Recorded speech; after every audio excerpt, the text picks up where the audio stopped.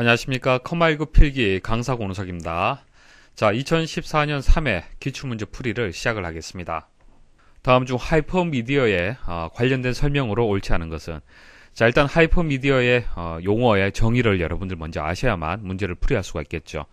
뭐 하이퍼미디어, 하이퍼텍스트 뭐 다들 들어보셨을 겁니다. 자, 인터넷을 이제 이용을 해서 서핑을 하는 그런 과정들을 한번 머리에 떠올려 보시면은 쉽게 이해가 되실 겁니다. 자, 하이퍼미디어라는 것은 하이퍼텍스트와 멀티미디어의 합성어가 되겠습니다. 자, 하이퍼텍스트란 것은, 자, 웹문서를 여러분들이 이제 서핑을 하면서 보잖아요. 보면은 특정 문구가 하나 있으면은 이것을 클릭을 했을 때 해당 페이지로 이동이 되죠. 그러니까 순서대로 1페이지 읽고 2페이지 읽고 이런 개념이 아니라 중간에 링크가 되어 있어서, 자, 링크가 되어 있어서 그 링크된 것을 클릭을 하면은 해당 페이지로 바로 이동이 되는 겁니다. 자, 이게 텍스트와 하이퍼텍스트의 차이점이 되는 거예요. 그러니까 텍스트란 것은 순서에 맞도록 차례대로 읽어 나가는 것을 텍스트라고 보시면 되고요. 하이퍼텍스트는 링크의 개념을 생각을 하시면 됩니다. 자, 그래서 하이퍼텍스트하고 이제 멀티미디어가 이제 합성어가 되는 건데요. 자, 링크가 되어 있는 이 내용이 이제 멀티미디어란 얘기예요. 그래서 멀티미디어란 것은 소리, 동영상, 뭐 가상현실, 자, 이런 것들을 이제 멀티미디어라고 얘기를 하는데요. 그런 개념으로 여러분들 이해를 하시면 됩니다. 그래서 하이퍼텍스트로부터 유래된 용어고요. 하이퍼텍스트 링크 표현을, 자, 링크 표현을 소리, 동영상, 가상현실 등을 포함한 멀티미디어 개체들을 모두 포함하는 개념으로 확장시킨 것이다. 그러니까 해당 페이지로 이동이 되면 하이퍼텍스트가 되는 것이고, 미디어로 연결이 되면 하이퍼미디어가 되는 거예요. 자, 그럼 보기 읽어보도록 하겠습니다. 자, 1번. 특정 텍스트나 다양한 미디어를 클릭하면 연결된 문서로 이동하는 문서 형식이다. 맞는 설명이고요. 자, 2번. 사용자에 의해 문서에 읽는 순서가 결정되는 선형 구조이다. 자, 선형 구조인 것은 순차적으로 이렇게 읽어 내려가는 방식입니다. 그 일반적인 텍스트의 개념을 얘기를 하는 거예요. 그래서 하이퍼미디어, 하이퍼텍스트는 비선형이다. 그렇게 얘기를 하는 겁니다. 자, 비선형의 구조의 특징을 가지고 있는데요. 다시 한번 선형과 비선형의 차이점, 개념 설명을 드려볼게요. 자, 선형이란 것은 여러분들이 극장에 가서 영화를 보는 방식이라고 보시면 됩니다. 그러니까 순서대로 볼 수밖에 없잖아요. 여러분들이 건너뛰어서 다음 장면으로 이동을 할 수가 없어요. 그죠? 보여지는 대로 여러분들이 봐야 되는 겁니다. 그래서 사용자가 보는 순서를 결정할 수 없는 것을 선형이라고 보시면 되고요. 비선형은 곰플레이어로 다운로드 받은 이제 영화를 보는 그런 환경을 생각을 하시면 됩니다. 사용자가 보는 순서를 결정할 수가 있겠죠. 바로 다음 그 장면으로 이동을 할 수가 있습니다. 자, 그래서 비선형의 구조라고 얘기를 해드렸는데, 자, 2번이 설명이 틀렸고요. 자, 하이퍼미디어는 하이퍼텍스트와 멀티미디어를 합한 개념이다. 맞죠? 하나의 데이터를 여러 사용자가 다른 경로를 통해서 검색할 수가 있다. 자, 이렇게 데이터가 있으면 이렇게 들어올 수도 있고 이렇게 들어올 수도 있다는 얘기예요. 자, 인터넷 환경을 생각해 보시면 될 겁니다. 다음 중 소프트웨어 자체에 광고를 포함하여 이를 보는 대가로 무료로 사용하는 소프트웨어는, 자, 일단 소프트웨어는 그 돈을 지불하고 사용하는 것이 원칙입니다. 왜냐하면은 저작권을 가지고 있기 때문에 그렇죠. 그래서 저작권료를 이제 지불하는 것으로 해서 여러분들이 이제 소프트웨어를 이제 사용을 하는 겁니다. 자, 그런데 이 저작권에 따라서 몇 가지로 이제 분류를 할 수가 있습니다. 먼저 애드웨어라는 것이 있습니다. 자, 이 문제 정답이 애드웨어가 정답인데요. 애드버타이즈먼트라는 이제 광고의 의미를 가지고 있는 이 앞글자 두 글자를 따서 애드웨어라고 이름을 붙인 겁니다. 그러니까 광고를 보는 대가로 무료로 사용하는 소프트웨어를 애드웨어라고 얘기를 합니다. 여러분들이 뭐 인터넷에서 뭐 동영상을, 저작권을 가지고 있는 동영상을 본다든지 그럴 때 앞부분에 시작할 때 광고가 들어가는 경우가 있죠. 자, 그와 같은 원리라고 보시면 됩니다. 지불을 하는 대신에 광고를 본다는 얘기고요.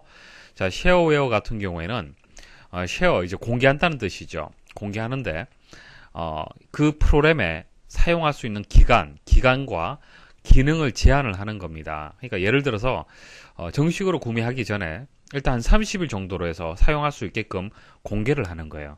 그런 것들을 이제 쉐어웨어라고 얘기를 하는 겁니다. 그래서 한번 사용을 해보고 정식으로 등록하라는 얘기죠.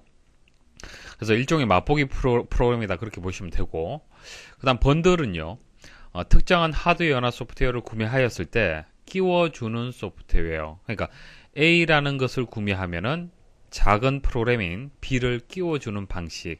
자, 그것을 번들이다 그렇게 얘기를 합니다. 프리웨어는 말 그대로 개발자가 소스를 공개한 소프트웨어고요.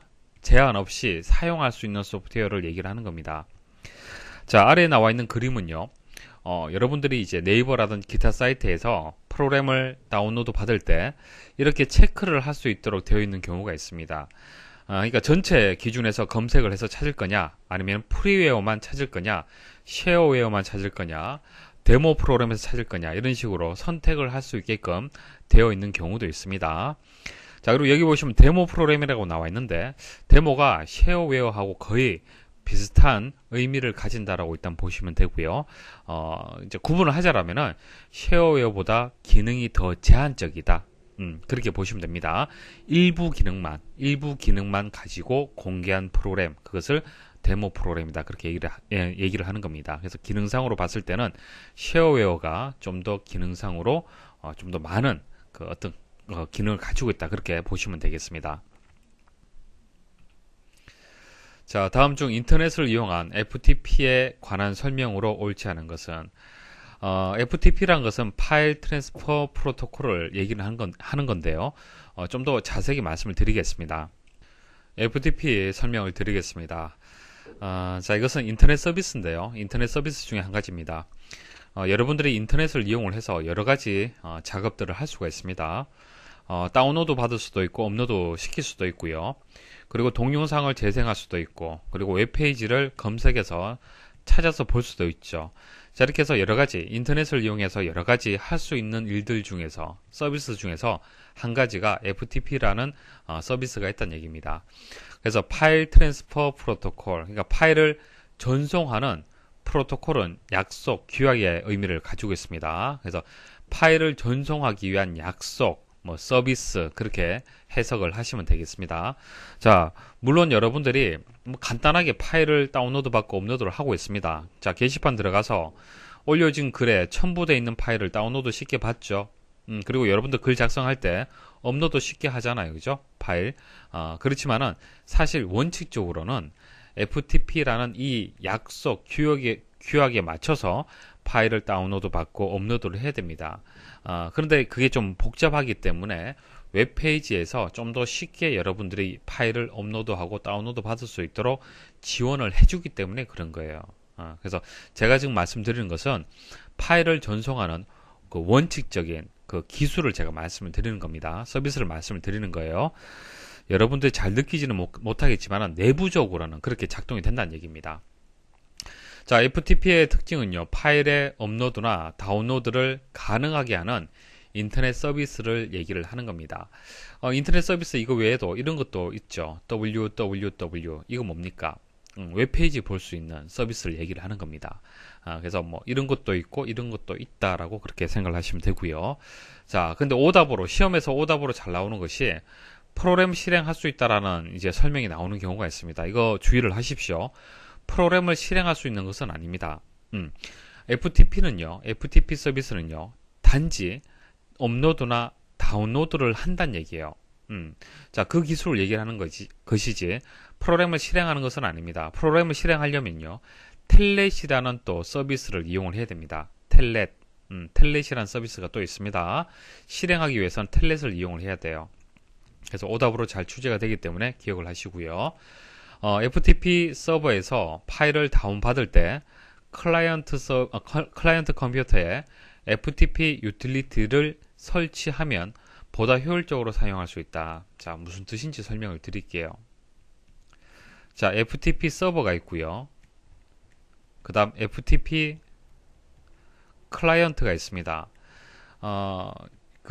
저희 사이트 같은 경우에는 서버의 역할을 할 거고요. 여러분들은 클라이언트 역할을 하는 겁니다. 그러니까 서버는 이제 주는 컴퓨터를 서버라고 얘기하고, 클라이언트는 주로 이제 다운로드를 받는, 서비스를 받는 것을 클라이언트라고 얘기를 합니다.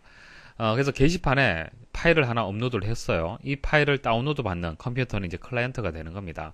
근데 그 파일을 다운로드를 받으려면은 이 FTP 서비스를 이용을 하려면은 그 전용 유틸리티가 있으면은 다운로드 받기가 쉽다는 얘기예요.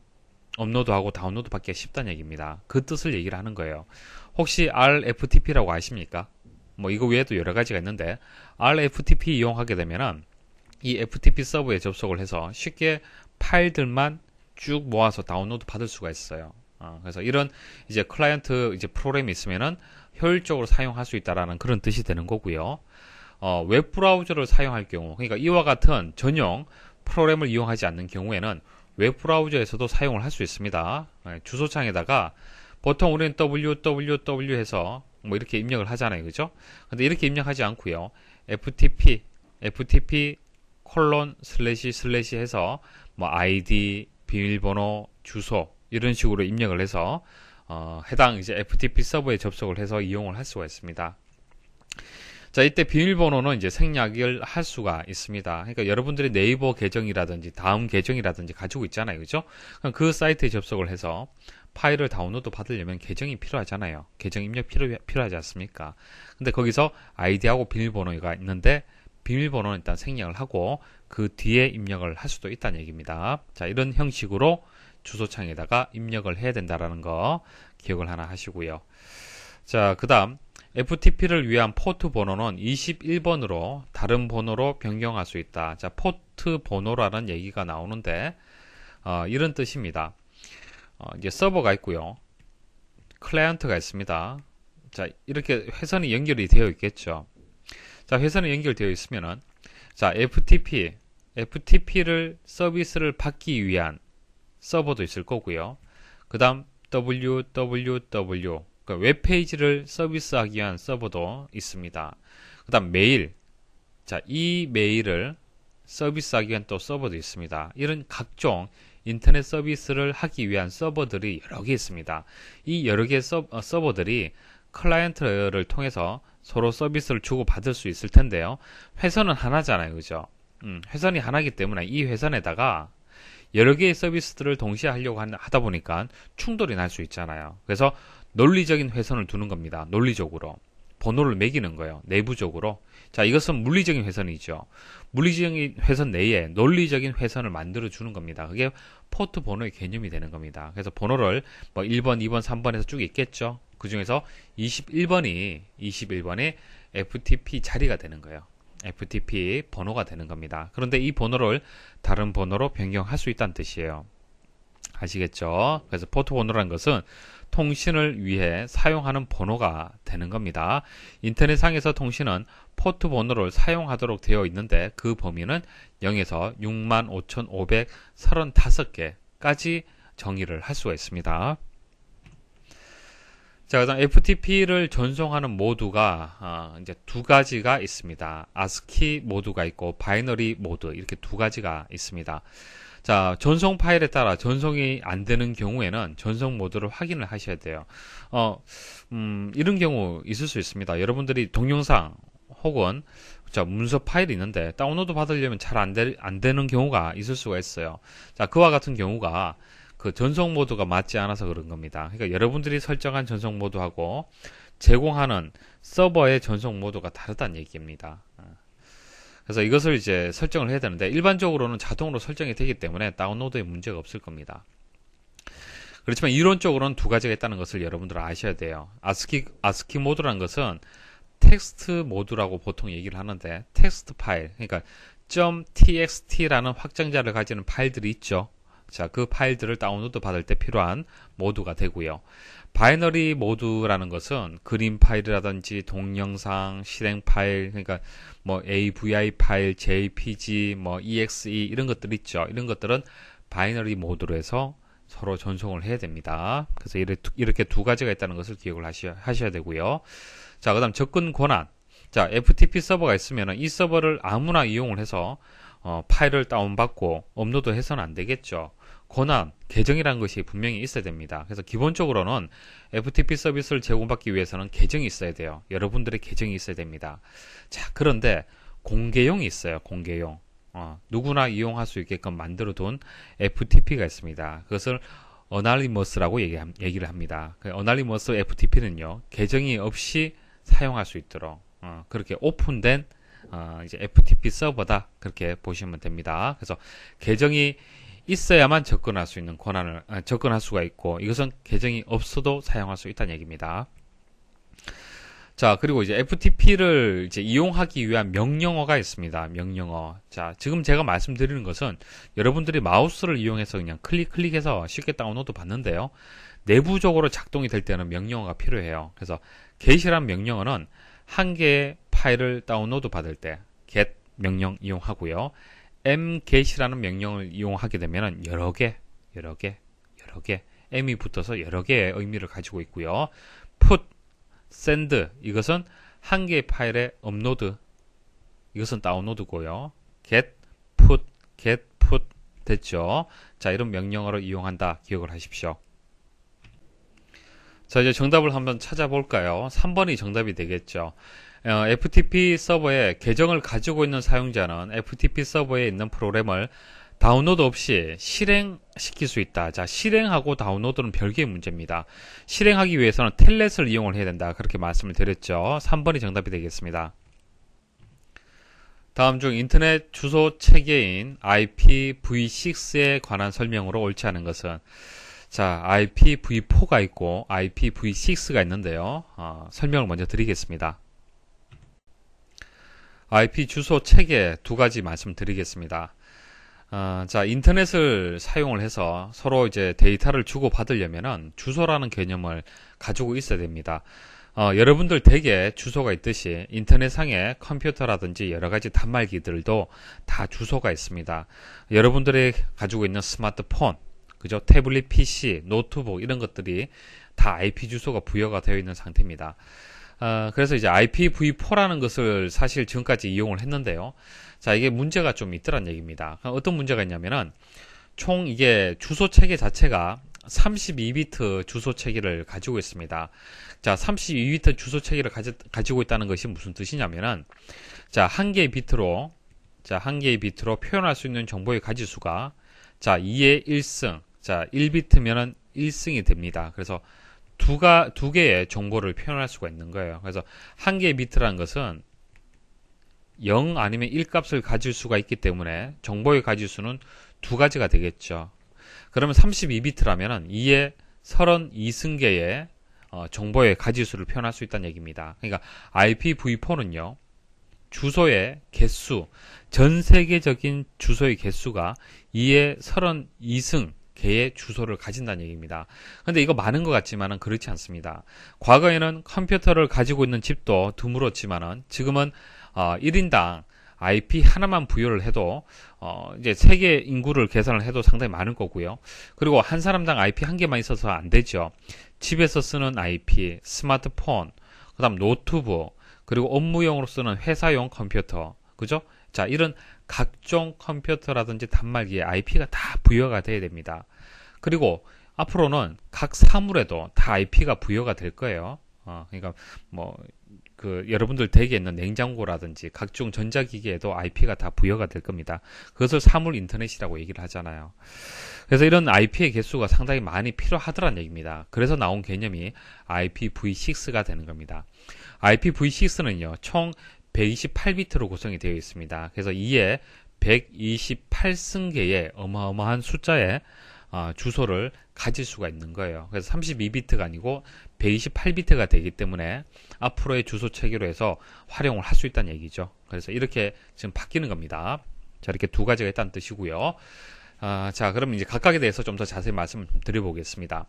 일단 IP 주소라는 것은 인터넷에 연결된 모든 컴퓨터의 자원을 구분하기 위한 고유의 주소다. 그냥 주소다. 여러분들 집의 집 주소다. 그렇게 보시면 되고요. 보통 IP 주소는요, 이런 식으로 표현을 하죠. 211.48.179.177. 이것은 컴퓨터가 인터넷을 이제 이용을 할 때, 컴퓨터를 이용해서 이제 인터넷을 이용할 때, 컴퓨터 내부적으로는 이런 숫자 개념으로 이해를 해요. 주소라는 개념을. 하지만은 이 주소를 만일 저희 기사포스트 사이트의 주소가 이 주소다. 그러면은 기사포스트 사이트 이용할 때마다 이 주소 입력해서 사이트에 접속하기가 불편하잖아요. 그죠? 그래서 사람이 이해하기 쉬운 도메인 주소라는 것을 이용을 하죠. 도메인 주소. 그래서 도메인 주소를 입력하면요, 컴퓨터 내부적으로 이렇게 변환이 됩니다. 바뀌게 되고요.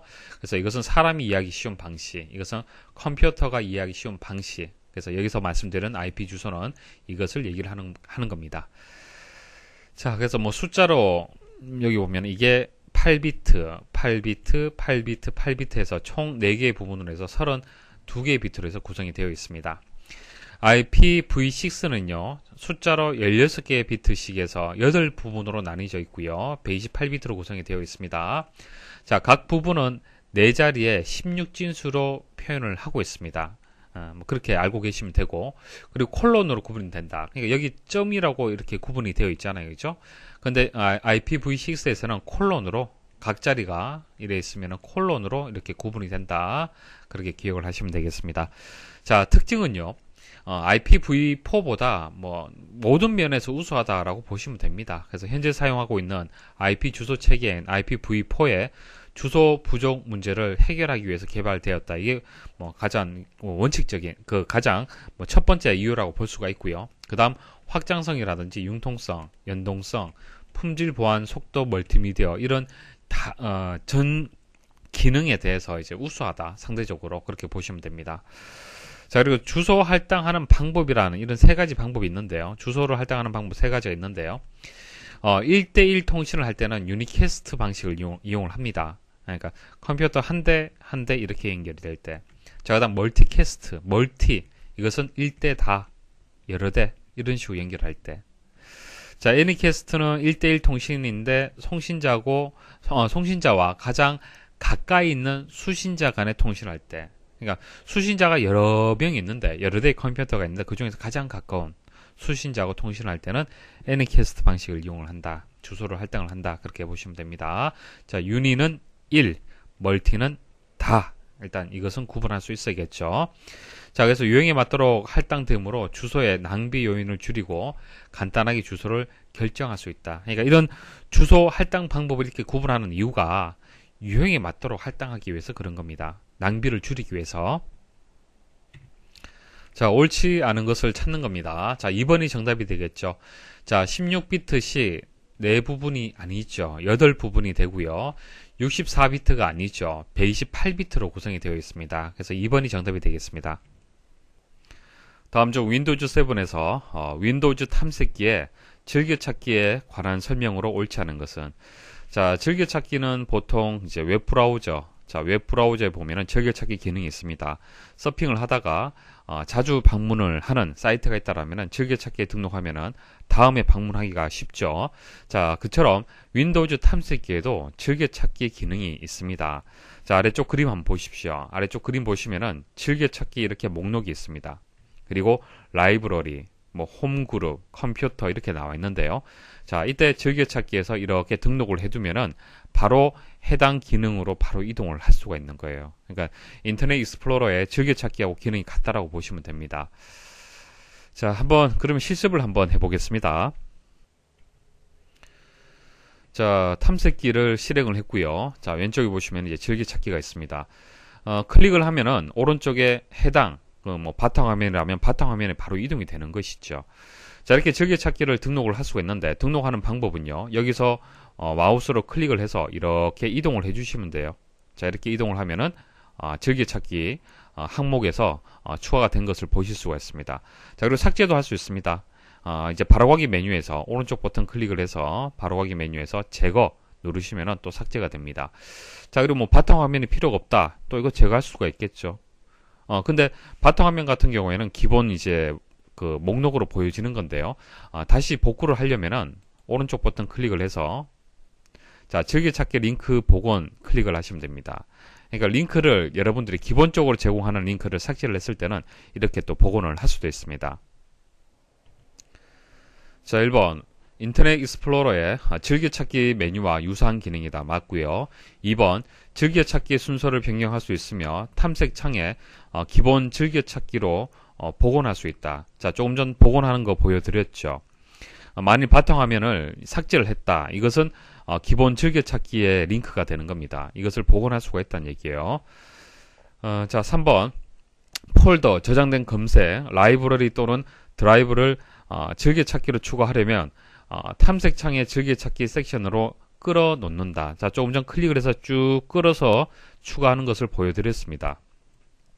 4번, 파일이 저장된 위치에서 파일을 이동할 필요 없이 여러 위치에서 파일을 모아 하나의 모음으로 표시한다. 자, 이거 4번은요, 즐겨찾기에 대한 설명이 아니고요, 라이브러리에 대한 설명이 되는 겁니다.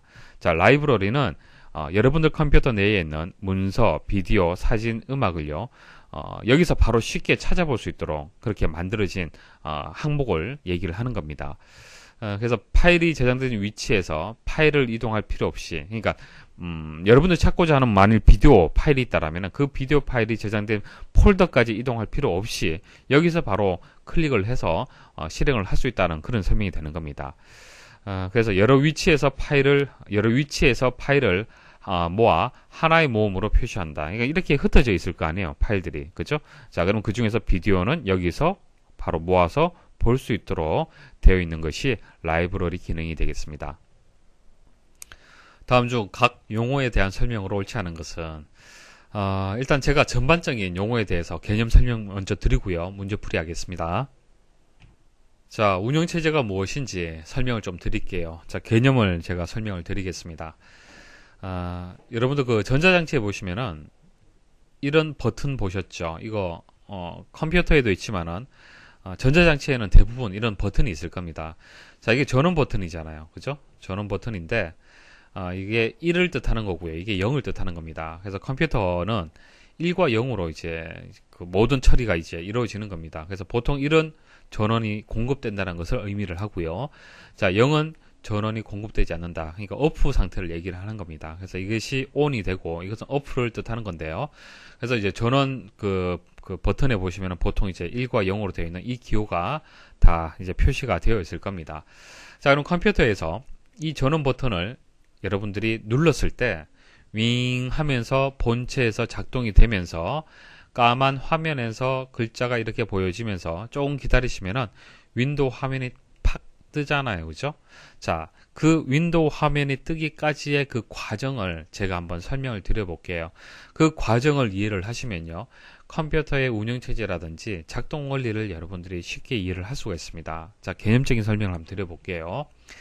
일단 운영체제라는 것은요, 오퍼레이팅 시스템이라고 얘기를 하는데 컴퓨터 시스템의 하드웨어를 효율적으로 관리하고 사용자에게 더 편리한 컴퓨터 환경을 제공하는 소프트웨어를 얘기를 하는 겁니다. 가장 대표적인 그 운영체제가 윈도우즈죠. 윈도우즈 우리가 보통 많이 이용을 하고 있습니다.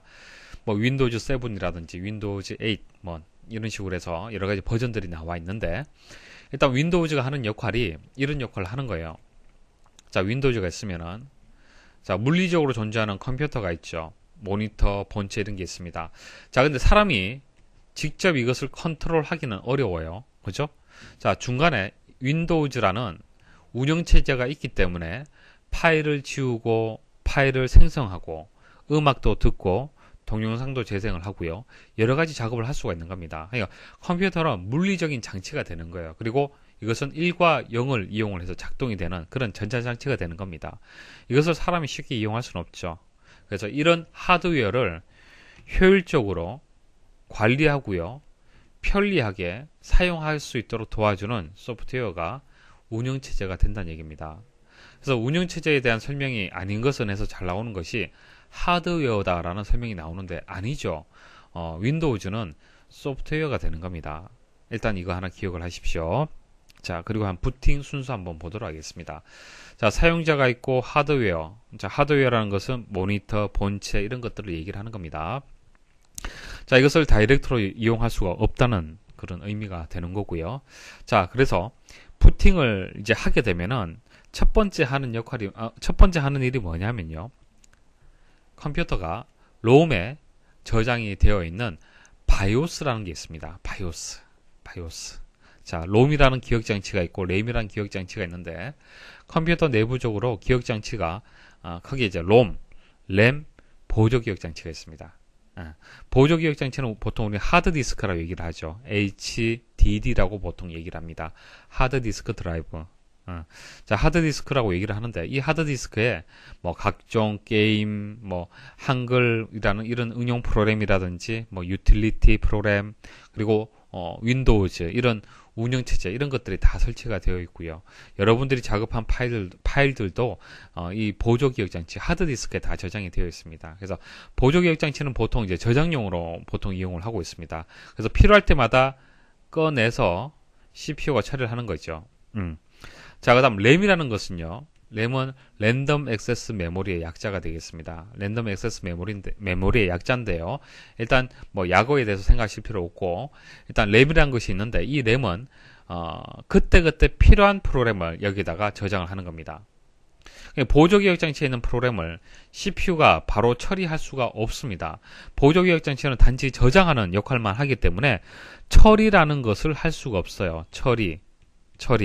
처리를 하려면 이 내용들이 램에 저장이 되어 있어야 됩니다. 램. 그래서 운영체제에서 필요한 부분들을 가지고 와서 이렇게 적재를 하고요. 만일 아리아 한글, 여러분들이 아리아 한글 더블 클릭을 해서 문서 작성을 하잖아요. 그러면 그 순간 보조기억장치에 있던 아리아 한글이 이렇게 이동이 되는 겁니다. 자, MS 오피스 프로그램 더블 클릭하죠. 그럼 이쪽으로 이동을 하는 거예요. 그래서 CPU가 처리를 할 수가 있는 겁니다. 자, 그 다음 롬이라는 것이 있습니다. 롬은 뭐냐면 램하고 조금 달라요. 램 같은 경우에는 전원이 꺼지잖아요. 컴퓨터의 전원이 꺼지면요, 이 부분이 지워집니다. 지워져요. 그리고 또 새로운 프로그램을 적재할 수 있습니다. 매번 내용이 적재가 된다라면 이 용량이 한계가 있기 때문에 불가능하잖아요. 그죠? 그래서 필요할 때마다 내용을 가져올 수 있도록 지워져요. 이 내용들은. 근데 롬은요, 리드 온리 메모리의 약어입니다. 그러니까 리드 온리, 그러니까 읽기만 가능해요. 저장을 못합니다. 그러니까 미리 이렇게 만들어 둔 거예요. 미리 바이오스라는 이 프로그램이 이 롬에 미리 저장이 되어 있습니다. 그냥 생산을 할 때, 컴퓨터를 생산할 때 바이오스라는 프로그램 미리 저장이 되어 있습니다. 그러니까 여러분들이 어떻게 할 수 있는 것이 아닙니다. 자, 그래서 이 바이오스라는 프로그램에 어떤 내용이 있냐면은 컴퓨터의 기본 입출력 장치나 메모리 등 하드웨어 작동에 필요한 명령어들을 모아둔 프로그램을 바이오스라고 얘기를 하는 거예요. 그러니까 이런 내용들이 바이오스에 저장이 되어 있다는 얘기입니다. 그러니까 제일 먼저 전원 버튼을 여러분들이 눌렀을 때 전원 공급이 되면 제일 먼저 하는 것이 바이오스가 작동이 된다는 얘기입니다. 그러니까 바이오스는 상당히 중요한 프로그램이 되는 거예요. 뭐 한글, 게임 같은 것은 지웠다가 다시 설치했다가 할 수 있지만 이것은 지우면 안 됩니다. 그래서 롬에 저장이 되어 있는 거예요. 전원이 공급되지 않는다 하더라도 그대로 유지가 되어야 됩니다. 그래서 롬 같은 경우에는 전원이 공급되지 않아도 계속 그 값을 가지고 있어요. 그래서 바이오스에서 먼저 각종 장치들이 이상이 있나 없나 확인을 하는 겁니다. 그래서 시스템의 전원을 켜는 순간부터 윈도우가 시작되기까지 부팅되는 이 과정들을 바이오스가 이끄는 거예요. 주도적으로 이끌어내는 겁니다. 그래서 램은 이상이 없나, CPU는 이상이 없나, 하드디스크는 이상이 없는지, 키보드, 마우스는 제대로 연결이 되어 있는지, 그래서 각종 장치들을 확인을 해야만 그 뒤에 윈도우즈 화면이, 윈도우즈 이제 그 로고가 화면에서 보여지는 겁니다. 그래야만 여러분들 바탕화면에서 작업할 수 있잖아요. 각종 장치들이 제대로 연결되어 있지 않다라면은 작동이 안 되는 거예요. 부팅이 실패가 되는 겁니다. 아시겠죠? 그래서 바이오스는요, 롬에 저장되어 있습니다. 그래서 보통 우리는 롬 바이오스다. 줄여서 바이오스라고 얘기도 하지만 롬 바이오스다. 그렇게 얘기를 합니다. 자, 바이오스는 부팅할 때 포스트를 통해 컴퓨터를 점검한 후에 사용 가능한 장치를 초기화한다. 이게 무슨 뜻이냐면은, 포스트는요, 파워 온 셀프 테스트를 얘기를 하는 겁니다. 자가 점검을 얘기를 하는 거예요. 컴퓨터 스스로 자기가 점검을 하는 겁니다. 컴퓨터의 전원을 켜면 먼저 윈도우가 동작하기 전에, 그러니까 윈도우가 화면에 보여지기 전에 컴퓨터의 자기 진단과 주변 기기 점검 등을 실시하게 되는데, 이와 같은 기능을 하는 프로그램을 바이오스라고 얘기를 한다. 그러니까 지금 바이오스가 이런 일을 하잖아요. 그죠? 이런 프로그램이 바이오스가 되는 거잖아요. 그죠? 이 과정이 포스트란 얘기입니다. 아시겠습니까? 조금 혼란을 느낄 수가 있는데, 바이오스가 하는 역할 여러 가지 중에서 자기 점검, 포스트라는 이런 역할도 한다. 그렇게 정리를 하시면 됩니다. 자, 펌웨어와 소프트웨어의 중간 형태인, 하드웨어와 소프트웨어의 중간 형태인 펌웨어다. 이게, 이 용어를 또 설명을 좀 드려볼게요. 펌웨어라는 것은요, 롬에 기록된 하드웨어를 제어하는 마이크로 프로그램의 집합을 얘기를 하는 겁니다. 자, 일단 하드웨어하고 소프트웨어를 구분할 수 있어야 됩니다. 하드웨어라는 것은 딱딱한 거, 그죠? 딱딱한 장치를 하드웨어라고 얘기를 하죠. 모니터, 키보드, 마우스 이런 것들이 이제 하드웨어가 되는 거고요. 소프트웨어는 게임이라든지 아리아 한글이라든지 오피스 프로그램이라든지 이런 것들이 이제 소프트웨어가 되는 겁니다. 소프트웨어는 손으로 잡을 수는 없어요. 그죠? 물론 뭐 CD-ROM 안에다가 저장을 하면 잡을 수는 있지만은 이것은 컴퓨터 내부적으로 저장되는 1과 0으로 되어 있는 어떤 그런 개념이 되는 겁니다. 하드웨어는 손으로 잡을 수 있잖아요. 그죠? 그래서 하드웨어는 그 대신 그 수정을 할 수가 없어요. 수정이 안 되죠. 왜? 물리적으로 미리 정해져 있기 때문에 안 되는 겁니다. 소프트웨어는 수정 가능해요. 수정 가능하죠. 얼마든지 뭐 운영체제라든지 아리아 한글이라든지 지우고 업데이트하고 갱신하고 얼마든지 가능합니다. 그래서 이런 차이점이 있는데 펌웨어라는 것은 펌웨어는 그 중간 정도 되는 것을 얘기를 하는 겁니다. 중간. 그러니까 저장은 롬에 저장이 되는데 그것은 프로그램이라는 얘기죠. 프로그램. 하드웨어를 제어하는 프로그램. 됐습니까? 그래서 펌웨어는 하드웨어하고 소프트웨어하고 중간이다. 롬이라는 딱딱한 하드웨어 장치에 저장이 되어 있지만은 내부적으로는 프로그램이다. 그렇게 기억을 하시면 되고요. 자, 최근에는 플래시롬. 자, 플래시롬이라는 것은 USB 메모리 생각하시면 돼요. USB 메모리. 자, USB 메모리에 전원이 공급되지 않으면은 그 데이터가 지워지는 것이 아니죠. 그대로 남아있죠. 남아있지만은 삭제하고 또 그 기록할 수도 있잖아요. 그죠? 그것을 플래시롬이라고 얘기를 하는 겁니다. 그래서 재프로그래밍 가능한 그것을 우리는 플래시롬 혹은 EEPROM이라고 얘기합니다. EEPROM. 그래서 최근에를 말씀을 드린 겁니다. 자, 바이오스가 예전에는 이제 이런 이제 플래시롬에는 저장이 안 됐습니다. 단순 롬에 그러니까 수정할 수 없는 롬에 저장이 되었는데 최근에는 USB 메모리와 같은 플래시롬에 저장이 됩니다. 그래서 만일 수정을 하려면 예전에는 칩을 그 롬 자체를 바꿔야 되는데 지금은 교환하지 않아도 돼요. 그냥 업그레이드 하면 됩니다. 업그레이드. 그러니까 여러분들 스마트폰 있죠. 스마트폰 내에 펌웨어가 있습니다. 펌웨어가 있는데요. 그것이 이제 이렇게 이제 플래시롬에다가 저장이 되어 있기 때문에 이제 그 부품을 교체하지 않고 업그레이드만 하면 되는 거예요. 자, 그렇게 생각하시면 됩니다. 자, 하드디스크 타입이나 부팅 순서와 같은 바이오스에서 사용하는 일부 정보는 CMOS에서 설정이 가능하다. 자, 용어들이 어려운 용어들이 계속 나오는데 자, 바이오스가 있으면요. 자, 바이오스가 롬에 저장이 되어 있잖아요. 그죠? 롬에 저장되어 있는 프로그램이 되는 겁니다. 이 내부에 또 램이라는 게 있습니다. 램은 뭡니까? 이제 전원이 공급되지 않으면 지워지는 것이죠. 그래서 램 같은 경우에는 롬은 수정할 수 없지만 램은 수정이 가능해요. 썼다가 지웠다가 가능합니다. 그래서 이제 부팅 순서 같은 경우에는 하드디스크로 부팅할 수도 있고요. 보통 하드디스크로 부팅이 되기 때문에 윈도우즈가 보여지는 겁니다. 하지만 특수한 경우에는 USB 메모리에서 부팅시킬 수도 있고요. CD-ROM에서 부팅시킬 수 있습니다. 자, 이렇게 부팅 순서는요, 그때그때 바뀔 수가 있습니다. 이렇게 수정될 수 있는 내용들을 이제 바이오스 롬 바이오스에다가 바로 저장을 해버리면 안 되죠. 수정할 수가 없으니까. 그래서 이렇게 수정을 해야 될 경우에는 CMOS라는 곳에다가 저장을 하는 겁니다. CMOS에다가 설정을 하는 거예요. 그래서 롬바이오스에 내장된 램이 CMOS가 되는 겁니다. 그래서 이제 컴퓨터 내부적인 여러 가지 어떤 기록들 중에서 그때그때 수정이 좀 필요한 것들은 CMOS 램에다가 설정을 하는 겁니다. 자, 이런 내용들은 지금 한번 들어서는 이해가 좀 어려울 수 있습니다. 계속 반복해서 문제 나올 때마다 제가 반복해서 말씀을 드릴 거예요. 너무 걱정하지 마십시오. 이해가 안 되시면 그냥 듣고 지나가셔도 됩니다. 자, CMOS 램이라고 얘기하기도 하고요. 자, 컴퓨터에 장착된 하드웨어 사양을 기록하는 기억 장치를 얘기를 합니다. 보통 부팅할 때 딜리트 키 있죠. 딜리트 키를 계속 누르면은 이런 화면이 나오는 경우가 있을 겁니다. 이 화면이 CMOS 셋업을 하는, CMOS를 세팅하는 프로그램이 되는 겁니다. 여기서 여러 가지 설정을 할 수가 있어요.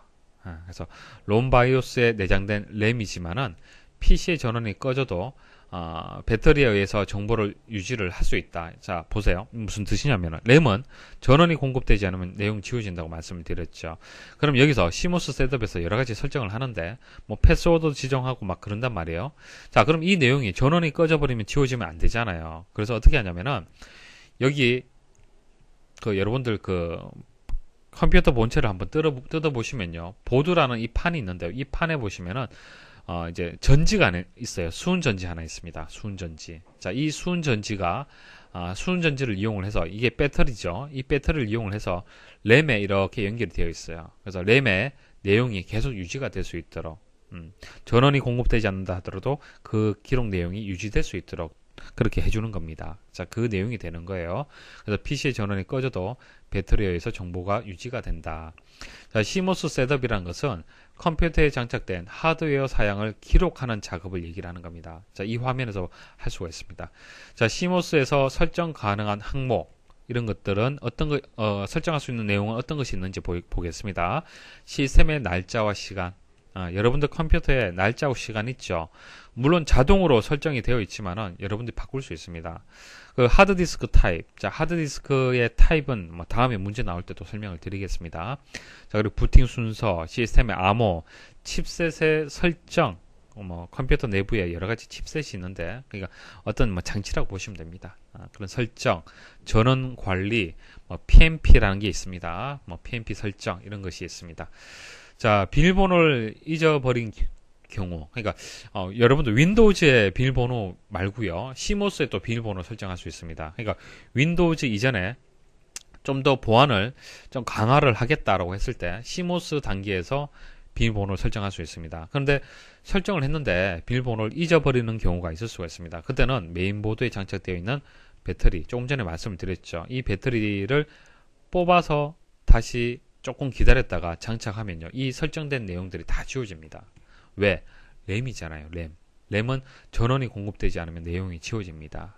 그래서 비밀번호를 잊어버렸을 때는 배터리를 뽑았다가 다시 장착하면 된다. 자, 그렇게 정리를 하십시오. 자, 문제 보겠습니다. 옳지 않은 것을 찾는 겁니다. 자, 부팅은 운영체제 프로그램을 하드디스크로부터 컴퓨터 메인보드에 적재하여 실행하는 과정이다. 말씀을 드렸죠. 하드디스크는 운영체제, 그냥 윈도우즈라고 보시면 됩니다. 윈도우즈가 그냥 저장되어 있는 상태를 이제 저장하게끔 만들어주는 장치가 되는 거고요. 자, 이것을 실행하려면은 컴퓨터의 메인 메모리, 좀 더 자세하게 말씀을 드리면은 램. 자, 램에 적재가 되어야만 CPU에서 가지고 와서 처리를 할 수가 있는 거예요. 그러니까 보조기억장치에 가서 가져올 수가 없고요. 항상 메인 메모리에 적재가 되어야만 실행을 할 수 있습니다. 이 과정을 부팅이라고 얘기를 하고요. 포스트는 점검하는 것을 얘기하는 거예요. 테스트하는 겁니다. 컴퓨터의 전원이 켜지면은 자동으로 램, 키보드, 하드디스크 등 각종 장치들을 테스트하는 것을 얘기를 하는 겁니다. 바이오스는 컴퓨터를 테스트하는 운영체제의 일부로, 자, 이거 설명 틀렸네요. 운영체제하고 바이오스하고는 완전 별개입니다. 바이오스는 롬에 저장이 되어 있고요. 운영체제는 하드디스크에 저장이 되어 있죠. 별개입니다. 그래서 롬에 저장된 프로그램이죠. 바이오스는. 그리고 운영체제는 보조기억장치에 저장이 되어 있어요. 여기서 3번이 정답이 되겠습니다. 운영체제는 프로그램과 데이터 관리, 메모리 관리, 입출력 제어, 그리고 일부 네트워크 통신 기능을 제어한다. 그러니까 운영체제가 있기 때문에 인터넷도 이용하고 프로그램도 실행할 수도 있고 파일을 저장하고 삭제할 수도 있고 프린터도 이용할 수도 있죠. 그래서 맞는 설명입니다. 다음 중 윈도우즈에서 사용하는 USB에 대한 설명으로 옳은 것은, 자, 일단 USB에 대해 설명을 먼저 드리도록 하겠습니다. 자, 보통 우리는 USB 포트라고 얘기를 하죠. USB. 자, USB를 우리 한국말로 이제 번역을 하게 되면은 범용, 자, 시리얼이 이제 직렬을 뜻하는 겁니다. 자, 직렬 버스 방식을 얘기를 하는데요. 특징을 한번 정리를 해보겠습니다. 기존 직렬 포트보다는 빠르게 전송을 할 수 있다. 이렇게 뭐 특징을 정리할 수 있는데요. 이제 그 전송하는 방법이 크게 두 가지가 있습니다. 병렬 방식이 있고요. 그 다음 직렬 방식이 있습니다. 직렬은 장치가 이렇게 있으면요. 자, 선이 하나입니다. 하나의 선으로 해서 데이터가 이렇게 전송이 되는 것을 직렬이라고 얘기를 하고요. 병렬은 선이 여러 개 있다는 뜻이죠. 여러 개의 선이 있기 때문에 동시에 이렇게 여러 개의 데이터를 전송을 할 수가 있을 겁니다. 그래서 병렬이 직렬보다는 빠릅니다. 빠른데 여기서 얘기하는 것은 다른 기존에 있는 직렬 방식보다는 좀 더 빠른 직렬 방식이다. 그렇게 이해를 하시면 됩니다. 핫 플러깅하고 플러그 앤 플레이를 지원을 하고 있는데요. 핫 플러깅은 뭐냐면은 컴퓨터의 전원이 켜져 있는 상태에서도 USB 주변 기기들을 빼거나 연결할 수 있다. USB 메모리 가장 대표적인 그 제품이 USB 메모리가 있죠. 자, 이 USB 메모리는요. 컴퓨터의 전원이 켜져 있는 상태에서도 연결을 했다가 뺐다가 할 수가 있습니다. 하지만은 하드디스크라든지 뭐 램이라든지 롬이라든지 이런 기억 장치들은 전원이 꼭 꺼진 상태에서 연결을 해야 됩니다. 그래서 보통은 전원을 이제 끄고 그 다음 이제 장치를 연결하는 것이 일반적인 방식인데요. 이런 이제 USB 같은 경우에는 전원이 켜져 있어도 연결을 할 수 있다라는 뜻이고요. 그것을 핫 플러깅이라고 얘기를 합니다. 자, 그리고 플러그 앤 플레이라는 것은 하드웨어 장치를 추가할 때 운영체제가 이를 자동적으로 인식을 한다는 얘기입니다. 보통 우리가 장치, 그러니까 뭐 사운드 카드라든지 그래픽 카드라든지 각종 장치를 컴퓨터에 연결을 할 때는 해당되는 드라이버를 설치를 해야 됩니다. 그래야만 이제 그 컴퓨터에서 인식을 할 수가 있죠. 이 장치를 인식을 할 수가 있는데 USB 같은 경우에는 하드웨어 장치를 연결을 할 때 별도의 소프트웨어를 설치하지 않아도 자동으로 인식을 하는 겁니다. 그것을 플러그 앤 플레이, 그러니까 연결을 하면 바로 실행을 할 수 있다, 사용을 할 수 있다, 그런 뜻이 되겠습니다. 자, 그리고 주변 장치를 최대 127개까지 연결을 할 수가 있습니다. 뭐 여러 장치들이 있죠. USB로 되어 있는 마우스, 키보드, 프린터, 카메라 이런 뭐 각종 장치들이 있는데 127개까지 연결을 할 수 있습니다. 그리고 전송 속도가 물론 이제 앞으로 계속 더 빨라지겠죠. 자, 예전에는 1.0 버전에서는 1.5Mbps. 자, 여기서 BPS란 것은 S는 초를 뜻하는 거고요. B는 비트를 뜻하는 겁니다. 비트. 그래서 1초당 전송할 수 있는 비트 수를 뜻하는 거예요. 그래서 1.5Mbps가 되고요. 자, 물론 숫자가 커지면 커질수록 더 빨라지겠죠. 그 다음 1.1 버전은 12메가, 그리고 2.0 버전에서는 480메가, 속도가 굉장히 빨라졌죠. 2.0 버전에서. 자, 그리고 최근에는 이제 3.0 버전에서는 5기가 bps의 속도를 이제 가지고 있습니다. 그래서 그림을 보시면은 이게 우리가 일반적으로 보는 USB 포트가 되고요. 그 다음 오른쪽에 이제 파란색으로 되어 있는 거. 자, 이것은 3.0 버전. 3.0 버전에서는 파란색으로 되어 있습니다. 자, 이제 정답을 찾을 수가 있겠죠. USB에 대한 설명으로 옳은 것은. 자, 1번에 병렬이라고 되어 있는데 직렬이 맞는 설명이고요. 핫 플러그 인은 기능은 지원하지 않는다라고 설명이 되었는데 지원하고 있죠. 그리고 허브를 이용하여 하나의 USB 포트에 여러 개의 주변 기기를 연결할 수 있으며 최대 256개라고 얘기를 했는데 127개가 맞습니다. 그래서 뭐 3번은 맞는 설명이죠. USB 3.0. 자, 이론적으로 최대 5기가 bps 전송 속도를 가지고 있고요. PC, 연결 기기에 케이블 등의 모든 USB 3.0 단자는 파란색으로 되어 있어서 이전 버전과 구분이 된다. 자, 3번이 정답이 되겠습니다. 다음 중 정보통신과 관련하여 OSI 7계층 참조 모델에서 네트워크 계층의 주요 기능에 관한 설명으로 옳은 것은. 자, OSI 7계층 참조 모델에 대해서 말씀을 드리겠습니다. OSI 7계층 설명드리겠습니다. 자, OSI 7계층은요, 다른 시스템 간의 원활한 통신을 위해 ISO 국제표준화 기구죠. ISO에서 제안한 7단계의 표준화 프로토콜이다. 자, 프로토콜은 규약, 뭐 약속, 그렇게 보시면 됩니다. 그러니까 7단계로 나누어서 어떤 그 규약, 약속을 만들었다, 표준화를 했다, 그렇게 이해를 하시면 됩니다. 자, 왜 이렇게 7단계로 해서 나누었는지 한번 개념을 한번 설명을 드려볼게요. 자, 사용자가 있고 컴퓨터 시스템이 있습니다. 그러면은 사용자하고 컴퓨터 시스템 사이에도 단계가 있어요. 계층이 있습니다. 먼저 컴퓨터 시스템 입장에서는 물리 계층이 있죠. 하드웨어, 모니터, 키보드, 마우스 이런 하드웨어로 구성이 되어 있는 물리 계층이 있을 거고요. 자, 그다음 이 물리 계층을 사용자가 바로 이용을 못 하잖아요. 이해할 수가 없잖아요. 그죠? 사용할 수가 없기 때문에 그것을 사용할 수 있게끔 도와주는 OS, 오퍼레이팅 시스템. 자, 운영체제가 있는 인터페이스 계층이 있습니다. 네, 인터페이스 연결해 준다는 뜻이죠. 자, 그다음 소프트웨어, 아리아 한글이라든지 오피스라든지 각종 소프트웨어를 또 사용할 수 있는 계층, 그것을 우리는 응용 프로그램이다 그렇게 얘기를 하고, 그것을 응용 계층이라고 그렇게 볼 수가 있습니다. 자, 이처럼 사용자하고요 컴퓨터 사이에도 이렇게 계층이 있듯이 통신을 하기 위한 또 계층이 있습니다. 그러니까 여러분들하고 A라는 사람하고 B라는 사람이 메신저를 이용을 한다. 메신저를 이용해서 서로 대화를 하잖아요. 그죠? 대화를 할 때 어떻게 대화가 이제 그 메시지가 전달이 되냐면은 이런 7계층을 통해서 변환이 되면서 전송이 된다는 얘기예요. 그러니까 A라는 컴퓨터 입장에서도 7단계가 있고요. B라는 컴퓨터 입장에서도 7단계가 있는 겁니다. 한번 설명 한번 드려볼게요.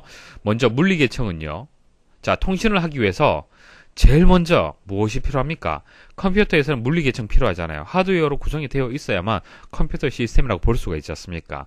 마찬가지입니다. 통신을 하기 위해서는 이제 서로 단말기, 컴퓨터끼리 연결할 수 있는 이 연결선, 케이블, 모뎀, 코덱, 통신 장비, 이런 물리적인 연결이 우선시 돼야 됩니다.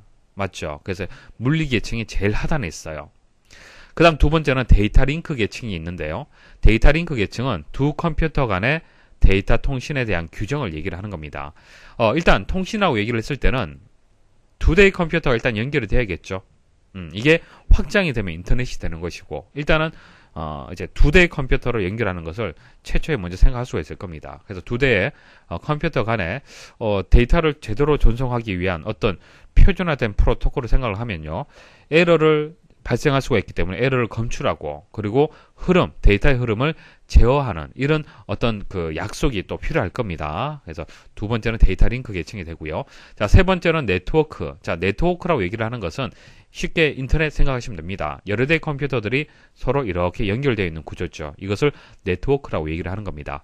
자, 이렇게 여러 대의 컴퓨터가 연결이 되면요, 이제 경로에 대한 생각을 하셔야 됩니다. 경로 설정. 그러니까 이 컴퓨터에서 이 컴퓨터 이렇게 두 대만 있으면은 송신과 수신은요, 다른 방법으로 이제 연결되는 것이 아니잖아요. 두 컴퓨터 간에 연결이 되기 때문에 수신한다라면 이 컴퓨터에서 받을 거고요, 송신한다라면 이 컴퓨터로 보내지게 될 겁니다. 자, 이처럼 두 대가 있을 때, 그러니까 데이터 링크 계층에서는 에러 검출하고 흐름 제어 정도만 그 어떤 규정을 만들어 두면 되지만은, 네트워크 계층에서는 경로라는 개념도 필요하다는 얘기예요. 자, 이 컴퓨터에서 이 컴퓨터를 전송을 하는데 이렇게 전송할 수도 있지만 이렇게 둘러서 전송할 수도 있잖아요. 그죠? 자, 이렇게 해서 경로라는 개념이 또 들어가는 겁니다. 자, 이게 여기까지가 이제 하위 계층, 이게 상위 계층이다. 그렇게 일단 구분할 수도 있고요. 자, 그다음 전송 계층 한번 보도록 하죠. 자, 전송 계층 말 그대로 전송하기 위한, 실제 전송하기 위한 여러 가지 규정을 정의를 했고요. 세션 계층은요, 데이터 교환을 관리하기 위한 규정이 되는 겁니다. 자, 표현 계층. 자, 데이터가 이제 전송이 되는데 표현하는 방식이 여러 가지 방법이 있죠. 암호화를 할 수도 있고, 코드화를 할 수도 있고, 압축을 해서 또 전송을 할 수가 있을 겁니다. 이런 표현 규정에 대해서 표현 계층에서 이제 정의를 했습니다. 프레젠테이션 계층이라고 또 얘기를 하고요. 자, 응용 계층은 제일 상단입니다. 7번째 계층이 되는데요. 여러분들이 사용하고 있는 프로그램 생각하시면 됩니다. 메신저 프로그램 응용 계층이 되는 거예요. 사용자가 통신을 하기 위해서 사용하는 프로그램들, 텔넷이라든지 FTP, 이메일, 자, 이런 것들이 이제 응용 계층이 되는 겁니다. 자, 그리고 시험에 가끔 출제되는 그 유형이 이 계층의 순서를 또 묻는 경우가 있습니다. 그래서 물리, 데이터 링크, 네트워크, 전송, 세션, 표현, 응용 이렇게 다 암기를 하면 좋겠지만은 앞 글자라도 기억을 해 주십시오. 그래서 물대내 전세, 표, 응 이렇게 해서 앞 글자라도 기억을 하시면 문제를 이제 해결을 할 수가 있을 겁니다. 자, 그럼 답을 찾을 수가 있겠죠. 네트워크 계층에 관한 설명으로 옳은 것은, 자, 1번 보시면은 정보 교환, 중계 기능, 경로 설정 나왔죠. 자, 경로 설정은 네트워크 계층에 대한 설명이 맞습니다. 그래서 1번이 정답이 되고요. 2번 전송 매체에서의 전기 신호 전송 기능과 제어, 클럭 신호를 제공한다. 자, 정확하게 어떤 뜻인지는 모르겠지만은 전송 매체라는 설명이 나왔죠. 전송 매체. 자, 매체라는 것은 어떤 장치를 뜻하는 겁니다. 그래서 물리 계층이라고 보시면 되고. 자, 3번 송수신 시스템 간의 논리적인 안정과 균일한 서비스. 그러니까 안정적으로 전송을 한다라는 그런 의미가 있는 겁니다. 그래서 전송 계층이 되고. 자, 응용 프로세스 간의 정보 교환, 파일 전송 뭐죠? FTP죠. 자, 응용이라는 설명이 나왔기 때문에 응용 계층이 되는 겁니다. 자, 이렇게 해서 어느 정도 개념을 이해를 하시면 돼요. 무조건 암기하려고 하지 마시고 개념을 이해를 하면은 답이겠구나라고 선택을 할 수가 있을 겁니다. 다음 중 1994년 스웨덴의 에릭슨에 의해서 최초로 개발된 근거리 통신 기술, 자, 이게 키워드입니다. 근거리 통신 기술. 휴대폰, PDA, 노트북과 같은 휴대 가능한 장치들 사이에 양방향 정보 전송을 목적으로 하는 것은, 자, 근거리 통신 기술, 여러분도 휴대폰에도 있죠. 자, 이런 기호 보셨습니까? 이게 이제 블루투스를 의미를 하는 겁니다. 그래서 블루투스라는 것은 근거리 무선 접속을 지원하는 가장 대표적인 통신 기술이에요. 그래서 근거리 통신 기술이라는 설명 나오면은 블루투스 선택을 하시면 됩니다. 자, 나머지도 간단하게 설명을 한번 드려볼게요. TCP/IP는 서로 다른 기종의 컴퓨터들이 데이터를 주고받을 수 있도록 하는 인터넷 표준 프로토콜이에요. 그러니까 인터넷을 사용을 하려면은 A라는 장치가 있고 B라는 장치, C라는 장치, D라는 장치, 뭐 삼성, 뭐 LG, 뭐 노키아에 있는 뭐 스마트폰, 뭐 각종 회사의 제품들이 다양하잖아요. 그죠? 각종 제품들이 서로 이제 어떤 통신을 하려면은, 인터넷을 하려면은 약속이 있어야 될 겁니다. 약속. 그죠? 사람들끼리 서로 통신하려면은 어떤 그 언어가 같아야 되잖아요. 그죠? 마찬가지입니다. 인터넷에서도 어떤 약속이 있어야 되는데 그 약속을 우리는 프로토콜이다 그렇게 얘기를 하고요. 가장 대표적인 프로토콜이 TCP/IP라는 프로토콜이 있다는 얘기입니다. 자, 이게 IP 기반의 어떤 통신 방식을 뜻하는 겁니다. 자, 그다음 두 번째는 CDMA. CDMA는 뭐 코드 분할 다중 접속이다 이렇게 뭐 얘기를 하는데 무선으로 전송하는 방식 여러 가지 중에 한 가지입니다. 그 정도 이해를 하시면 되고. 자, 대역 확산이란 기술을 이동통신에 적용한 것으로서 보내고자 하는 신호를 그 신호의 주파수 대역보다 아주 넓은 주파수 대역으로 확산시켜서 전송하는 방식이다. 뭐 이런 것이 있다라는 정도 아시면 됩니다. 자, 그 다음 USN은 유비쿼터스 센서 네트워크를 얘기를 하는 겁니다. 자, 유비쿼터스라는 것은 이런 거죠. 인터넷을 본인이 이제 의도해서 인터넷을 이용한다라고 하는 것이 아니라 각종 장치에 다 인터넷을 연결할 수 있도록 할 수 있는 그런 환경, 그것을 유비쿼터스라고 보통 얘기를 하는데요.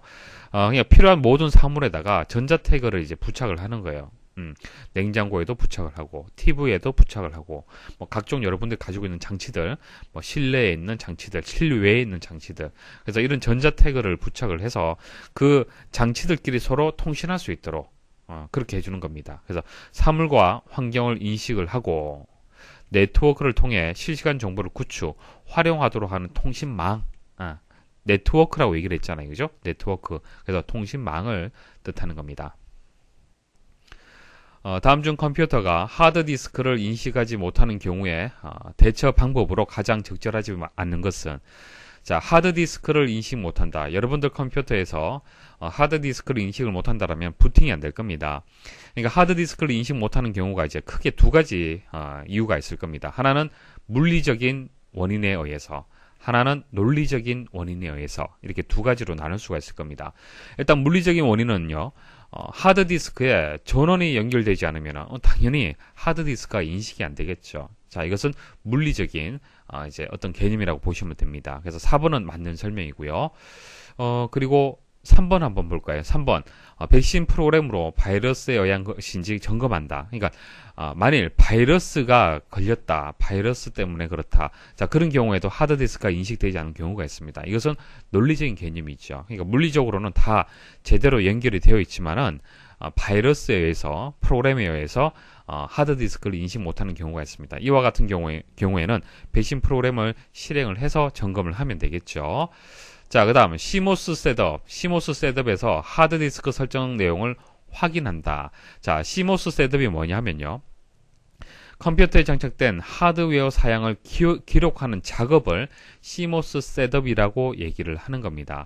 그러니까 여러분들 컴퓨터 내부에 하드디스크도 있고 그래픽 카드도 있고 CPU도 있고 각종 장치들이 있을 거 아니에요. 그죠? 그 장치들에 대해서 설정을 기록하는 작업이 있습니다. 그게 CMOS 셋업이라고 얘기를 하는 거예요. 그러면 CMOS 셋업에서 하드디스크의 설정 상태를 잘못 기록을 했다라면은 인식을 못할 수가 있다는 얘기입니다. 그래서 CMOS 셋업에서 하드디스크 설정 내용을 확인할 필요가 있다는 얘기예요. 자, 이것도 논리적인 개념이 되겠죠. 물리적으로는 존재하지만은 설정 상태가 잘못되었다라고 보는 겁니다. 자, 그리고 1번에 보시면은 디스크 조각 모음을 수행해서 단편화를 제거한다. 이것은 아닙니다. 이것은 상관이 없어요. 하드디스크를 인식을 한다 안 한다 하고는 상관이 없습니다. 자, 디스크 조각 모음이란 것은 단편화로 인해서 여기저기 분산되어 저장되어 있는 파일들을 연속된 공간에 최적화시키는 그런 작업이고요. 이것은 하드디스크의 접근하는 속도하고 관련이 있는 그런 기능이 되겠습니다. 그러니까 윈도우즈 7 내에 디스크 조각 모음 기능이 있습니다. 이 기능을 사용하는 이유는요. 여러분들이 프로그램을 여러 개를 설치를 하고 또 삭제를 하고 막 그러잖아요. 그죠? 그래서 1번 프로그램 설치, 2번 프로그램 설치, 3번 프로그램 설치를 했다고 생각을 해보겠습니다. 자, 그럼 하드디스크 공간 내에 이렇게 물리적으로 저장이 되겠죠. 이런 식으로. 자, 그 다음 3번 이런 식으로 될 거예요. 자, 그러면은 1번 프로그램이 필요 없어서 삭제를 했어요. 자, 그러면 어떻게 되겠습니까? 이 공간이 비워지잖아요. 그렇죠? 자, 이렇게 또 하다가 여기에다가 4번 프로그램을 설치를 했는데 1번 프로그램을 설치했던 이 공간보다 작다는 얘기입니다. 그럼 또 여기 공간이 비겠죠. 이런 식으로 프로그램을 설치하고 삭제를 하다 보면은 이제 이 그 공간 자체가 단편화가 발생을 하는 겁니다. 그러니까 쪼개진다는 얘기예요. 그게 단편화의 개념이 되는 겁니다. 그래서 이렇게 중간중간에 비워진 이 공간들을 한쪽으로 쭉 몰아서 정리하는 것을 디스크 조각 모음이라고 얘기를 하는 거예요. 그래서 단편화로 인해서 조각 난 것을 여기저기 분산되어 있는 것을 이제 연속된 공간으로 최적화시키는 것을 이제 디스크 조각 모음이라고 얘기를 하는 겁니다. 이렇게 하게 되면은 아무래도 데이터들이 한쪽에 쭉 몰려 있기 때문에 읽어드리는 속도가 빨라지겠죠. 흩어져 있는 것보다 한쪽에 모아져 있는 것이 좀 더 빠를 겁니다. 속도가. 그래서 이것은 속도하고 관련된 것이지 하드디스크의 인식 여부하고는 상관이 없습니다. 다음 중 오디오 파일 형식에 대한 설명으로 옳지 않은 것은 여러분들 잘 알고 있는 오디오 파일 형식 mp3 있죠. mp3 소리에 대한 사람의 청각 특성을 잘 살려 압축하는 기법으로 CD 수준의 음질을 들을 수 있는 고음질 오디오 압축 표준 형식이다. 뭐 맞는 설명이라고 보시면 됩니다. 자, 일단 MIDI. 자, MIDI는 실시간으로 이렇게 설명 나오는데 이거 틀렸습니다. 설명 좀 드려볼게요. 자, MIDI는요. 전자악기 간의 데이터 교류를 위한 음악의 연주 정보와 여러 가지 기능에 대한 정보를 전달할 수 있는 연주 통신 프로토콜이에요. 그러니까 뭐 mp3처럼 보통 사용자가 듣는 그런 이제 그 확장자가 아닙니다. 확장자가 아니고 전자 악기 간에 어떤 음이라든지 그런 정보들을 서로 주고받을 수 있어야 되잖아요. 장치들끼리, 그죠? 악기들끼리. 자, 그때 사용하는 확장자다. 그렇게 보시면 됩니다. 그래서 음의 높이라든지 길이, 강약, 자, 등과 같은 연주 방법에 대한 명령어가 저장되어 있습니다. 그러니까 악보를 이제 표현을 했다라고 보시면 돼요. 자, 효과음 저장 안 되고요. 연주 정보만 저장이 됩니다. 그렇기 때문에 용량이 작은 그런 특징을 가지고 있고요. 악기 소리의 개수는 최대 16개까지 저장을 할 수가 있습니다. 자, 근데 여기 보시면은 그 미디어에 대한 설명이 일단 틀렸고요. 실시간으로 사운드를 보내기 위해 만들어진 압축 방식이다. 인터넷을 통해 데이터를 계속 받으면서 동시에 미리 다운로드 받은 데이터를 재생을 한다. 자, 실시간으로 이제 음악을 들을 수 있다. 그런 개념이 되는데 이것은 리얼 오디오라는 것을 얘기를 하는 겁니다. 리얼 오디오. 그래서 리얼 네트워크사에서 실시간으로 음성을 보내기 위해 만든 방식이에요. 보통 우리는 스트리밍이라고 얘기를 하죠. 이런 기술들을. AIFF 뭐 이런 것이 있다라고 보시면 됩니다. 비압축, 무손실 압축 포맷으로 자, 압축을 하지 않았고 그리고 손실이 없다라는 그런 뜻이죠. 그래서 맥 OS에서 표준으로 사용하는 오디오 파일 형식이다. 뭐 특징 정도만 아시면 되겠습니다. 자, 웨이브는 마이크로소프트사와 IBM이 개발한 PC용 오디오 파일 형식으로 낮은 레벨의 모노에서부터 CD 수준의 스테레오에 이르기까지 다양한 수준으로 저장할 수 있다. 운영체제, 여러분들 그 윈도우즈에 보면은 그 소리가 이렇게 들리잖아요. 그죠? 그런 것들이 이제 웨이브 파일로 되어 있습니다. 그래서 여기서는 2번이 정답이 되겠습니다.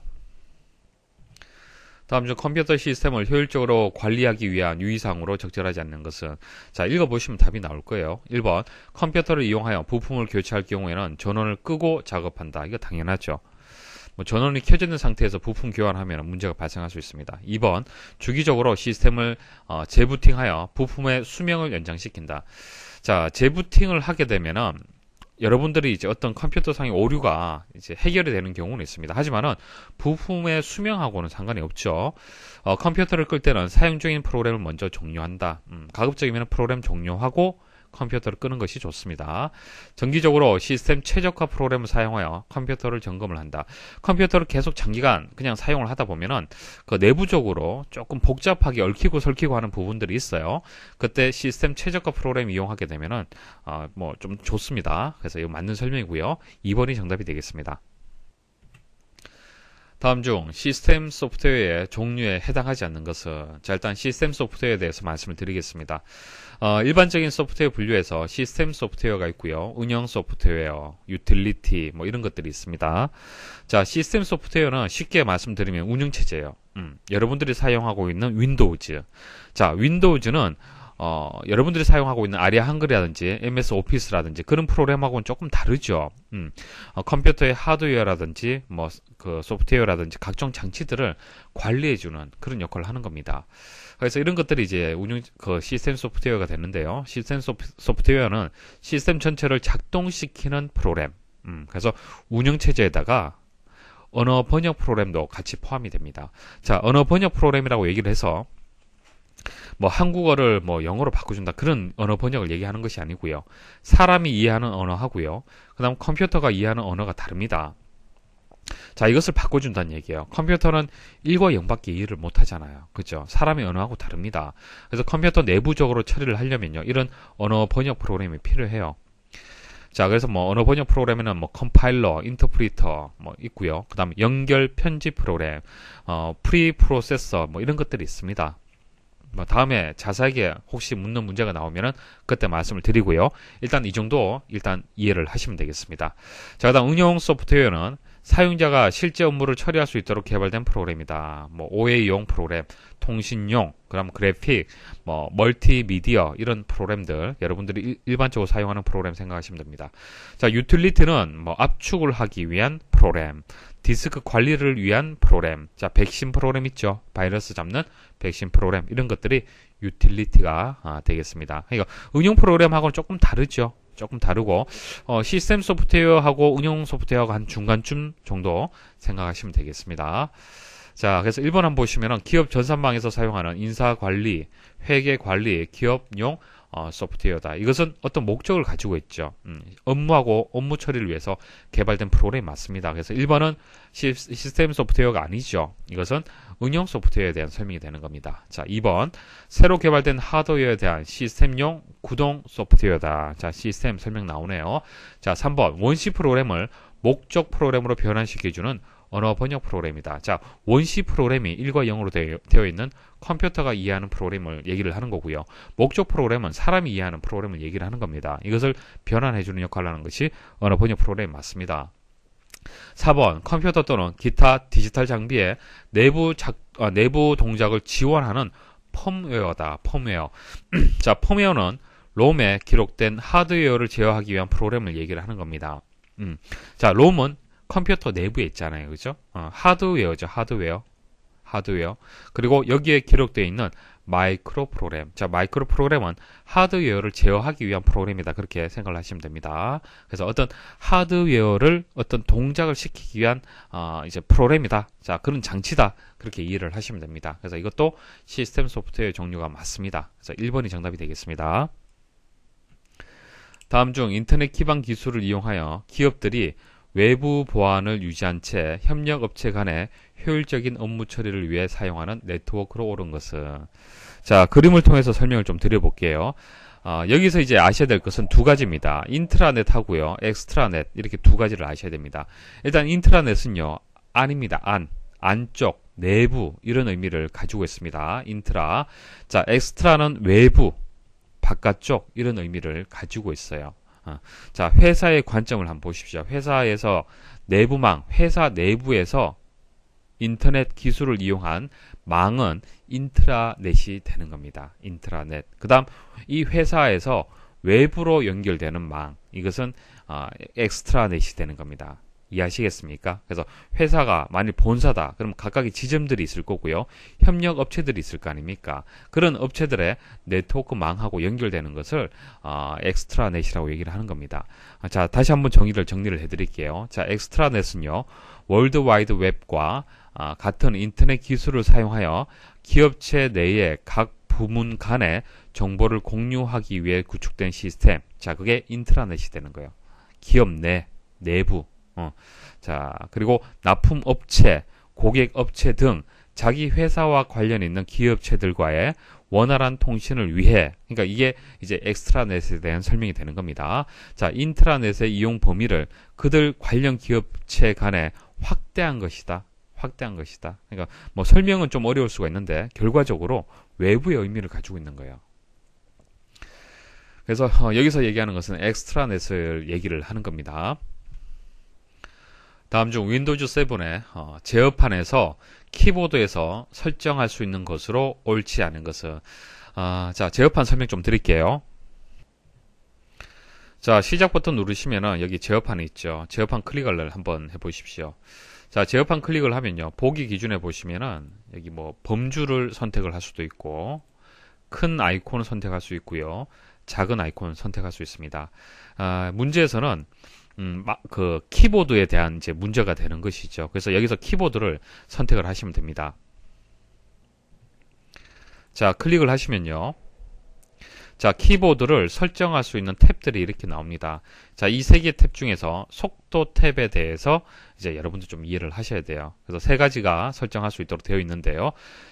문자가 이제 반복되는데 재입력되는 시간을 짧게 할 수도 있고 길게 할 수도 있습니다. 이게 무슨 뜻이냐면은 여러분들이 뭐 A라는 그 키보드의 키를 눌렀잖아요. 그죠?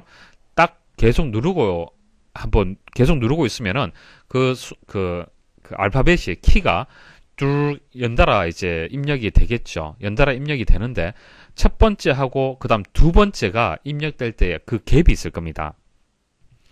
자, 보세요. 제가 A를 입력을 해보겠습니다. A 키를 꾹 한번 눌러볼게요. 자, 눌러보면은 첫 번째 A가 입력이 되고 그 다음 두 번째 A가 입력이 될 때 약간의 갭이 있었죠. 자, 보세요. 다시. 맞습니까? 두 번째 이후에는 연속으로 입력이 되었어요. 근데 첫 번째하고 두 번째는 약간의 갭이 있었습니다. 그 설정을 얘기를 하는 거예요. 아시겠습니까? 자, 그게 이제 재입력 시간이 된다는 얘기입니다. 재입력 시간. 그 다음 반복 속도는 첫 번째 A가 누르고 그 다음 두 번째 A 이후에 쭉 입력이 되죠. 자, 그 빠름과 느림 정도를 설정을 하는 겁니다. 자, 그 다음 커서의 깜빡임 속도. 자, 마우스 커서를 두면은 깜빡 하잖아요. 그죠? 이 커서가. 자, 이것을 뭐 빠르게 할 거냐, 아예 없게 할 거냐라는 것을 설정을 할 수 있습니다. 자, 이 세 가지를 일단 기본적으로 여러분들이 알고 계셔야 됩니다. 자, 1번에 보시면 입력 위치를 표시하는 커서의 모양을 선택할 수 있다라고 나와 있는데 모양은 여기서 설정할 수 없죠. 그래서 2번에 반복 속도. 자, 키의 반복 속도, 커서의 깜빡임 속도, 자, 키의 재입력 시간, 이런 것들은 해당이 됩니다. 다음 중 운영체제의 처리 프로그램인 서비스 프로그램에 관한 설명으로 옳은 것은. 자, 윈도우즈 7. 자, 운영체제에 보시면은 여러분들은 그냥 단순히 이용을 하기 때문에 프로그램이 어떻게 나뉘어진다는 것을 아실 필요는 없습니다. 아실 필요 없지만은 어떤 뭐 학문적으로 컴퓨터의 이제 어떤 그 기술적인 측면에서 봤을 때는 크게 두 가지로 나뉘게 됩니다. 제어 프로그램이 있고요, 그리고 처리 프로그램이 있습니다. 자, 한번 생각을 해보십시오. 컴퓨터는 기본적으로 하는 역할이 뭐죠? 처리, 프로세싱을 하죠. 처리합니다. 1 더하기 2는 3이라는 것을 처리하죠. 자, 그 다음 해야 될 것은 제어해야 됩니다. 제대로 계산이 되었느냐 제어할 필요가 있겠죠. 그래서 크게 운영체제는 처리 프로그램이 있고 제어 프로그램으로 나뉘게 되는 겁니다. 자, 그럼 제어 프로그램은 또 어떤 것이 있느냐? 감시 프로그램, 작업 관리 프로그램, 데이터 관리 프로그램 이렇게 세 가지가 있습니다. 자, 시험에 쉽게 출제가 된다라면은 제어 프로그램이 아닌 것은 이렇게 나와요. 그래서 1번 감시, 2번 작업, 3번 데이터 관리 프로그램 이렇게 나와요. 그리고 4번에는 엉뚱한 프로그램이 들어가겠죠. 예를 들어서 뭐 처리 프로그램, 서비스 프로그램 이렇게 들어갈 겁니다. 그래서 일단 제어 프로그램의 세 가지를 꼭 기억을 하셔야 돼요. 항상 세 가지 종류로 되어 있는 것은 시험에 잘 나올 수가 있죠. 4개 중에서 한 개를 다른 보기를 줘서 찾아라라고 출제하기가 쉽기 때문에 그렇습니다. 그래서 암기를 하셔야 되는데 감자 데이터라고 머리글을 첫 단어를 기억을 하시면은 쉽게 여러분들이 기억이 되실 겁니다. 감자 데이터. 자, 그럼 감시 프로그램은 어떤 역할을 하느냐? 자원의 할당 및 시스템 전체의 작동 상태를 감시를 하는 거예요. 그래서 만약 문제가 좀 어렵게 출제가 된다라면 이렇게 시험에 나오는 겁니다. 자원의 할당 및 시스템 전체의 작동 상태를 감시하는 프로그램이 무엇이냐 이렇게 나옵니다. 그러면은 작동을 감시한다, 상태를 감시한다라고 했기 때문에 감시 프로그램을 선택을 하시면 되는 거예요. 자, 작업 관리 프로그램은요, 작업이 정상적으로 처리될 수 있도록 작업의 순서와 방법을 관리하는 겁니다. 그래서 작업의 순서와 방법을 관리한다 이런 설명이 나오면은 작업 관리 프로그램이 되는 겁니다. 그러니까 무작정 암기하지 마시고 키워드를 잘 보십시오. 키워드. 자, 데이터 관리 프로그램은요, 작업에 사용되는 데이터와 파일의 표준적인 처리 및 전송을 관리하는 겁니다. 그러니까 데이터, 파일 이런 얘기가 나오면은 데이터 관리 프로그램이 되는 겁니다. 자, 세 가지 기억을 하시겠죠. 자, 그 다음 처리 프로그램 보겠습니다. 처리 프로그램에는 두 가지가 있습니다. 언어 번역 프로그램이 있고요. 서비스 프로그램이 있습니다. 자, 언어 번역 프로그램이라고 해서 뭐 한국어를 영어로 바꾸는 그런 프로그램이 아닙니다. 컴퓨터 내부적으로는 이제 언어라고 하면은 두 가지 언어가 있습니다. 원시 프로그램, 그 다음 목적 프로그램 이렇게 두 가지가 있어요. 자, 원시 프로그램이라는 것은 고급 언어로 작성된 그 프로그램을 이제 원시 프로그램을 얘기를 하는데요. 예를 들어서 여러분들이 이제 프로그래머라고 가정을 하겠습니다. 여러분들이 프로그래머예요. 프로그래머가 이렇게 코딩을 하죠. 코딩을 쭉 합니다. 예를 들어서 이거는 C 언어를 이용을 했다. 자, C 언어라는 개발하는 프로그램 언어가 있습니다. 자, C 언어를 이용을 해서 프로그램 코딩을 했어요. 자, 그게 이제 원시 프로그램이 되는 겁니다. 보통 영문으로 되어 있죠. 영문. 자, 이것을 C 언어가 이제 고급 언어가 되는 거고요. 그 C 언어로 만든 프로그램을 원시 프로그램으로 얘기를 하는 겁니다. 이 원시 프로그램은요, 사람이 이해하기 쉬워요. 사람이 프로그래밍을 한다라고 했을 때는 컴퓨터는 생각하지 않고요, 사람이 쉽게 작성할 수 있도록 만들어진 겁니다. 자, 그런데 컴퓨터는 이 원시 프로그램을 이해할 수가 없습니다. 프로그램은요, 컴퓨터는요, 목적 프로그램만 이해를 하는 겁니다. 그러니까 한마디로 1과 0 형태의 언어만 이해를 한다는 얘기예요. 그게 기계어가 되는 거예요. 기계어. 그래서 원시 프로그램을 기계어의 형태로 되어 있는 목적 프로그램으로 해서 이렇게 변환을 해줄 필요가 있어요. 그렇죠? 사람이 이해하는 형식을 기계가 이해하기 쉽도록, 컴퓨터가 이해하기 쉽도록 바꿔줄 필요가 있는 겁니다. 그게 언어 번역 프로그램이 되는 겁니다. 자, 그리고 서비스 프로그램은요, 컴퓨터를 더욱 효율적으로 사용할 수 있도록 제작된 프로그램을 얘기를 하는 겁니다. 자, 윈도우즈 7에 보시면은, 뭐 여러 가지 이제 기능들, 보조하는 프로그램들이 많이 있을 겁니다. 뭐 디스크 조각 모음도 마찬가지요. 그리고 정렬할 수 있도록 또 되어 있을 거고요. 병합한다든지, 또 각종 유틸리티 프로그램들 많이 있습니다. 뭐 압축을 한다든지, 압축을 해제한다든지. 자, 그런 것들이 이제 서비스 프로그램이 되는 겁니다. 자, 한번 보기 읽어보도록 하겠습니다. 자, 서비스 프로그램에 관한 설명으로 옳은 것을 찾는 겁니다. 자, 1번 보시면은 원시 프로그램, 뭐 기계어 이런 얘기가 나오면은 이제 언어 번역 프로그램이 되겠죠. 2번, 사용자의 업무를 컴퓨터로 처리하기 위하여 작성된 응용 프로그램이다. 자, 이것은 응용 프로그램에 대한 설명이 되는 겁니다. 엑셀, 뭐 액세스, 파워포인트 이런 것들이 이제 응용 프로그램이 되는 것이죠. 자, 3번, 사용자의 편의를 위해 제작사에서 제공하는 프로그램으로 연계 편집, 유틸리티, 정합, 병합, 자, 이런 얘기가 나오면은 서비스 프로그램이 맞다는 얘기예요. 자, 주기획장치와 보조기획장치 사이에 파일의 입출력을 관리하는 프로그램이다. 자, 이것은 파일, 데이터 이런 얘기가 나오면은 데이터 관리 프로그램이 되는 겁니다. 3번이 정답이 되겠네요. 다음 중 윈도우즈 7의 제어판에서 네트워크 및 공유 센터의 네트워크 설정 변경에서 새 연결 또는 네트워크 설정의 연결 옵션으로 옳지 않은 것은? 자, 제어판에 보시면 네트워크 및 공유 센터라고 있습니다. 자, 여기서 네트워크와 관련된 여러 가지 설정들을 할 수가 있습니다. 하지만 이 내용들이 상당히 어려워요. 설명 드리려면 또 많은 시간을 설명을 드려야 되는데, 문제 푸는 요령에 따라서 답을 찾는 방법을 이 문제에서는 말씀을 드리겠습니다. 자, 금방 말씀드렸다시피 여기서는 네트워크와 인터넷과 관련된 설정을 하는 겁니다. 보기를 한번 읽어보세요. 인터넷에 연결하기 위해 무선 또는 광대역 연결을 설정할 수 있다. 이거 맞는 설명 같죠? 자, 새 네트워크를 설정할 수 있다. 자, 회사로 연결하기 위해 전화 접속 또는 VPN 연결을 설정할 수 있다. 자, N이 네트워크를 뜻하는 거예요. 여기서 N, 네트워크. 그래서 이것도 네트워크에 대한 설명이 맞습니다. 하지만은 파일 및 폴더의 공유를 설정할 수 있다. 자, 이게 공유 센터라고 해서 파일하고 폴더의 공유하고 관련이 되었다라고 생각할 수 있는데 아닙니다. 아닙니다. 자, 이거 공유 설정 어떻게 하는지 보여드릴게요. 자, 만약 이 파일을 공유를 하잖아요. 그죠? 공유를 하려면은 오른쪽 버튼 클릭을 해서 공유 대상이 있죠. 여기서 설정을 하는 거예요. 그래서 3번이 정답이 되겠습니다. 자, 이처럼 조금 여러분들이 자세하게 내용을 모른다 하더라도 답을 찾을 수 있게끔 출제되는 경우가 있습니다. 너무 깊이 있게 공부하실 필요 없고 이렇게 답을 찾을 수 있도록 그렇게 요령을 알고 계시면 되겠습니다. 다음 중 컴퓨터 기억 장치와 관련하여 캐시 메모리에 대한 설명으로 옳지 않은 것은? 자, 캐시 메모리 설명드릴게요. 자, 전체적인 기억 장치의 어떤 구조를 분류를 제가 말씀을 좀 드려볼게요. 크게 주기억 장치가 있고요. 그다음 보조 기억 장치가 있고 특수 용도의 기억 장치가 있습니다. 주기억 장치는 CPU가 어떤 처리를 하기 위해서는 그런 정보들, 데이터들, 자료들이 주기억 장치에 있어야 돼요. 그래서 주기억 장치는 빠른 CPU하고 어떤 처리를 하기 때문에 처리용으로 사용이 되고 속도가 굉장히 빠릅니다. 근데 보조 기억 장치는요, 속도가 그렇게 많이 빠를 필요는 없죠. 왜냐하면 저장용으로 이용이 되기 때문에 그래요. 그래서 용량이 큰 그런 특징을 가지고 있습니다.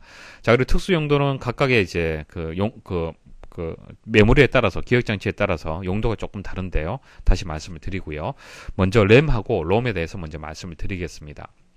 자, 램은요, 휘발성입니다. 일단 특징을 말씀을 드리면은, 전원이 이렇게 공급이 되는 동안에는 내용이 그대로 유지가 됩니다. 하지만은, 전원 공급이 되지 않잖아요. 그죠? 그럼 그 내용들이, 이제 지워진다는 얘기입니다. 그것을 우리는 휘발성이다. 그렇게 얘기를 합니다. 그 다음, 롬은, 비휘발성이에요. 그러니까, 롬에다가 바이오스 프로그램이 저장이 되어 있잖아요. 바이오스 프로그램은 부팅이 될 때 아주 중요한 역할을 하는 겁니다. 각 장치의 어떤 상태를 확인을 하는 그런 역할을 하는 건데요. 자, 이렇게 중요한 프로그램을 램에다가 저장을 해버리면은 전원이 꺼져버리면 휘발성이 되기 때문에 내용이 지워지잖아요. 그죠? 그래서는 안 되지 않습니까? 그래서 바이오스와 같이 이렇게 중요한 프로그램들, 부팅이 될 때 반드시 이제 작동이 돼야 되는 이런 프로그램들은 롬에 저장이 됩니다. 이것은 전원이 공급되지 않는다 하더라도 그대로 내용을 유지를 하고 있습니다. 그래서 비휘발성이다. 그렇게 얘기를 하는 겁니다. 그래서 램에는 현재 수행되는 프로그램과 파일들이 이렇게 적재가 돼요. 그러니까 아래 한글, 그러니까 하드디스크에 있는 아래 한글을 더블 클릭을 하잖아요. 그죠? 따닥 더블 클릭을 하면은 그 내용이 램에 이렇게 이제 옮겨지게 되는 겁니다. 자, 그 다음 보조 기억 장치의 가장 대표적인 것이 하드디스크가 있죠. EID 방식이 있고, 사타 방식, 스카시 방식, 레이드 방식 이런 것들이 있는데, 간단한 특징만 알고 계시면 됩니다. EID, 이것은 얼마 전까지만 해도 이용을 했는데요. 하드디스크를 이제 2개 장치를 연결을 할 수 있었습니다. 사타 방식은 이제 속도가 빨라졌어요. 그 다음, 스카시 방식은 7개 이상을 연결할 수 있습니다. 레이드 방식은 속도라든지 안정성이라든지 복구라든지 이런 이점이 있는 그런 하드디스크 방식이 되겠습니다. 특징 정도 정리하시면 되고, 자, 그럼 특수용도 기억장치의 레지스터. 자, 레지스터는 가장 빠른 이제 메모리가 되겠습니다. CPU 내에 있어요. CPU 내에. 컴퓨터 내부에 있는 하드디스크 중에서 가장 빠른 장치, 그리고 가장 비싼 장치가 CPU죠. CPU는 처리하는 역할을 하는 겁니다. 처리. 저장의 목적을 가지고 있는 것이 아닙니다. 저장은 램하고 롬이 그 역할을 하는 것이죠. 하지만은 CPU 내에 간단한 어떤 작업을 하기 위해서 저장하는 장치, 기억 장치가 있는데요. 그게 레지스터예요. CPU 내에 있습니다. CPU 내에 있기 때문에 엄청 빠르겠죠. 가장 빠르다라고 보시면 됩니다. 자, 가상 메모리라는 게 있습니다. 말 그대로 가상, 실제적으로는 없습니다. 물리적으로는 존재하지 않는데 마치 있는 것처럼 꾸며주는 방식이 되는 겁니다. 그래서 보조 기억 장치의 일부를 주기억 장치인 것처럼 처리하는 방식이 되는 겁니다. 보조 기억 장치는 용량이 크고 가격이 저렴하고요. 주기억 장치는요, 좀 비싸요. 자, 그런데 우리가 처리를 하기 위해서, 어떤 프로그램을 처리하기 위해서는 주기억 장치에 있어야만 처리를 할 수가 있습니다. CPU가. 자, 근데 만약 게임을 한다. 자, 게임을 하는데 이 게임의 용량이 4기가예요. 자, 그럼 주기억 장치가 4기가 돼야 되는데 4기가가 되지 않는 경우도 있잖아요. 그렇죠? 그럴 때는 어떻게 하냐면은 용량이 큰 보조 기억 장치의 일부를 마치 주기억 장치인 것처럼 처리를 해버리는 거예요. CPU를 속이는 겁니다. 그 방식이 가상 메모리 방식이 되는 겁니다. 이와 같이 하는 이유가 용량 문제 때문에 그런 것이죠. 주기억 장치는 비싸기 때문에 무한정 용량을 늘릴 수는 없습니다.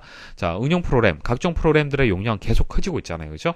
거기에 맞춰서 주기억 장치를 무한대로 늘릴 수가 없어요. 비용 문제 때문에.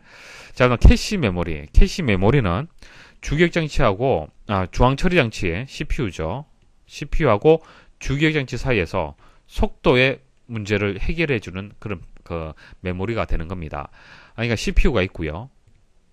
자, 메인 메모리, 자, 주기억 장치가 되겠습니다.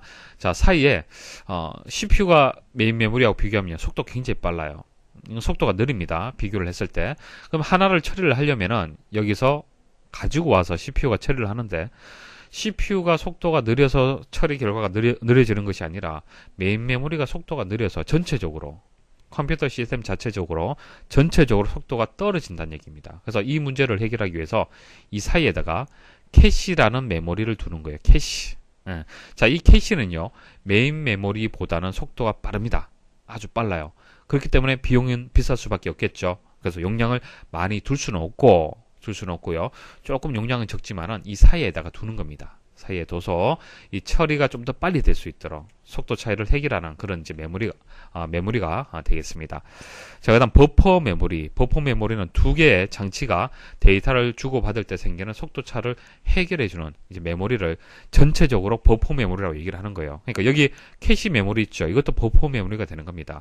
근데 캐시는 중앙 처리 장치하고 주기억 장치 사이에 어떤 속도 차이를 해결하는 거잖아요. 자, 이거 외에도 뭐 다른 장치들, 그러니까 뭐 보조 기억 장치하고 뭐 이렇게 연결할 수도 있고 뭐 이렇게 속도 차이를 해결할 수도 있을 겁니다. 그래서 여러 가지 이제 버퍼 메모리는 종류들이 많이 있습니다. 그래서 전체적으로 각 그 장치들끼리 속도 차이를 해결해 줄 때 그때 메모리를 우리는 전체적으로 이제 포괄적으로 버퍼 메모리다 그렇게 얘기를 하는 겁니다. 자, 연관 메모리는요. 자료를 찾을 때 주소 개념으로 접근하는 것이 아니고요. 내용의 일부를 가지고 찾는 방식을 얘기를 하는 겁니다. 자, 우리 램에 보면은 번지가 이렇게 부여가 되어 있습니다. 이렇게 번지가 있어요. 번지가 있기 때문에 CPU가 자, 4번지에 가서 데이터를 가지고 와라. 자, 2번지에 가서 데이터를 가져와라. 이렇게 처리를 할 수가 있는 거예요. 그러니까 여러분들 댁에 주소가 있기 때문에 우편물이 배달이 될 수가 있잖아요. 그죠? 마찬가지 개념입니다. 기본적으로 데이터가 처리가 되고 메모리가 이제 데이터가 저장이 되고 그 데이터를 이제 찾아낼 때는 주소의 개념으로 해서 찾는 겁니다. 하지만은 이 연관 메모리라는 것은 이 주소라는 것이 없고요. 여기 저장되어 있는 내용이 안녕하세요라면은 안녕이라는 내용을 가지고 찾는 거예요.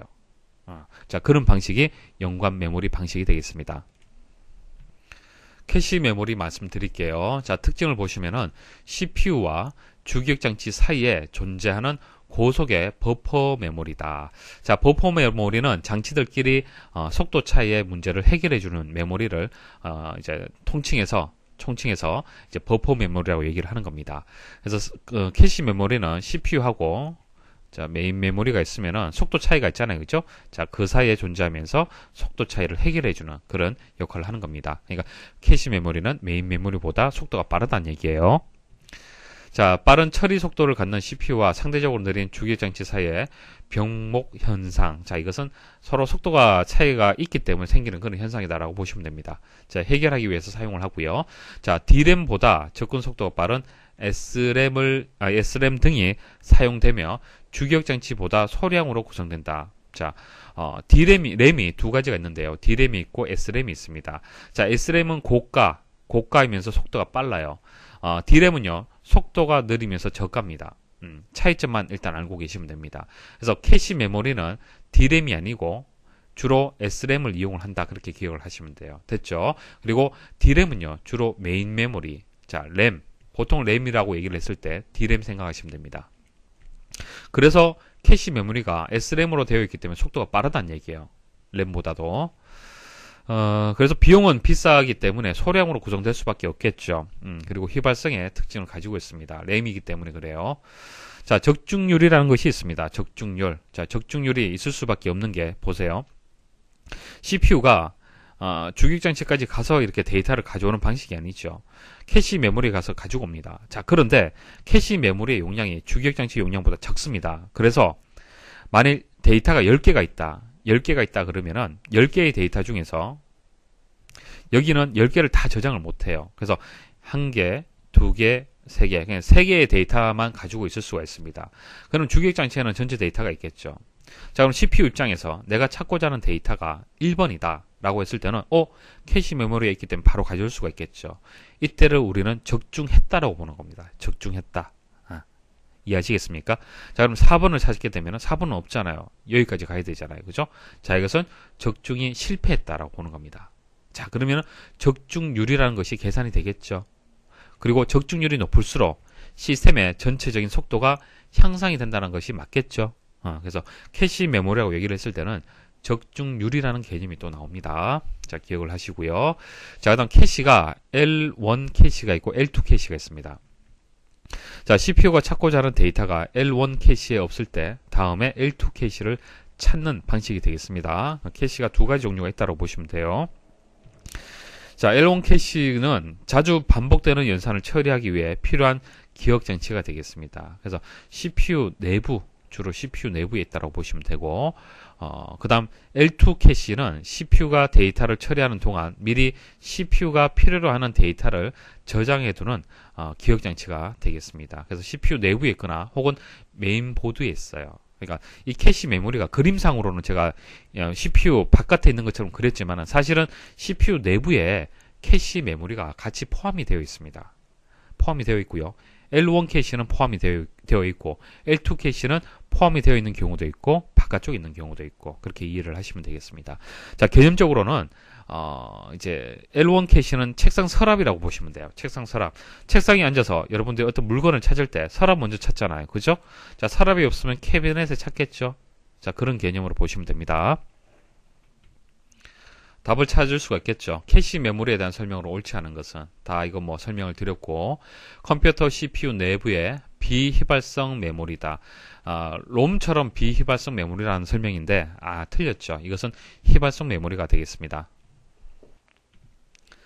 다음 중 윈도우즈 7의 폴더 옵션에서 설정할 수 있는 기능에 해당하지 않는 것은, 자, 폴더 옵션에 대해서 말씀을 드리겠습니다. 제어판에 가시면 폴더 옵션이라고 있습니다. 자, 폴더 옵션 창에서 일반 탭, 보기 탭, 검색 탭 이렇게 3개의 탭으로 구성이 되어 있습니다. 먼저 폴더 찾아보기 한번 보도록 하겠습니다. 자, 현재 같은 창에서 폴더 열기가 선택이 되어 있죠.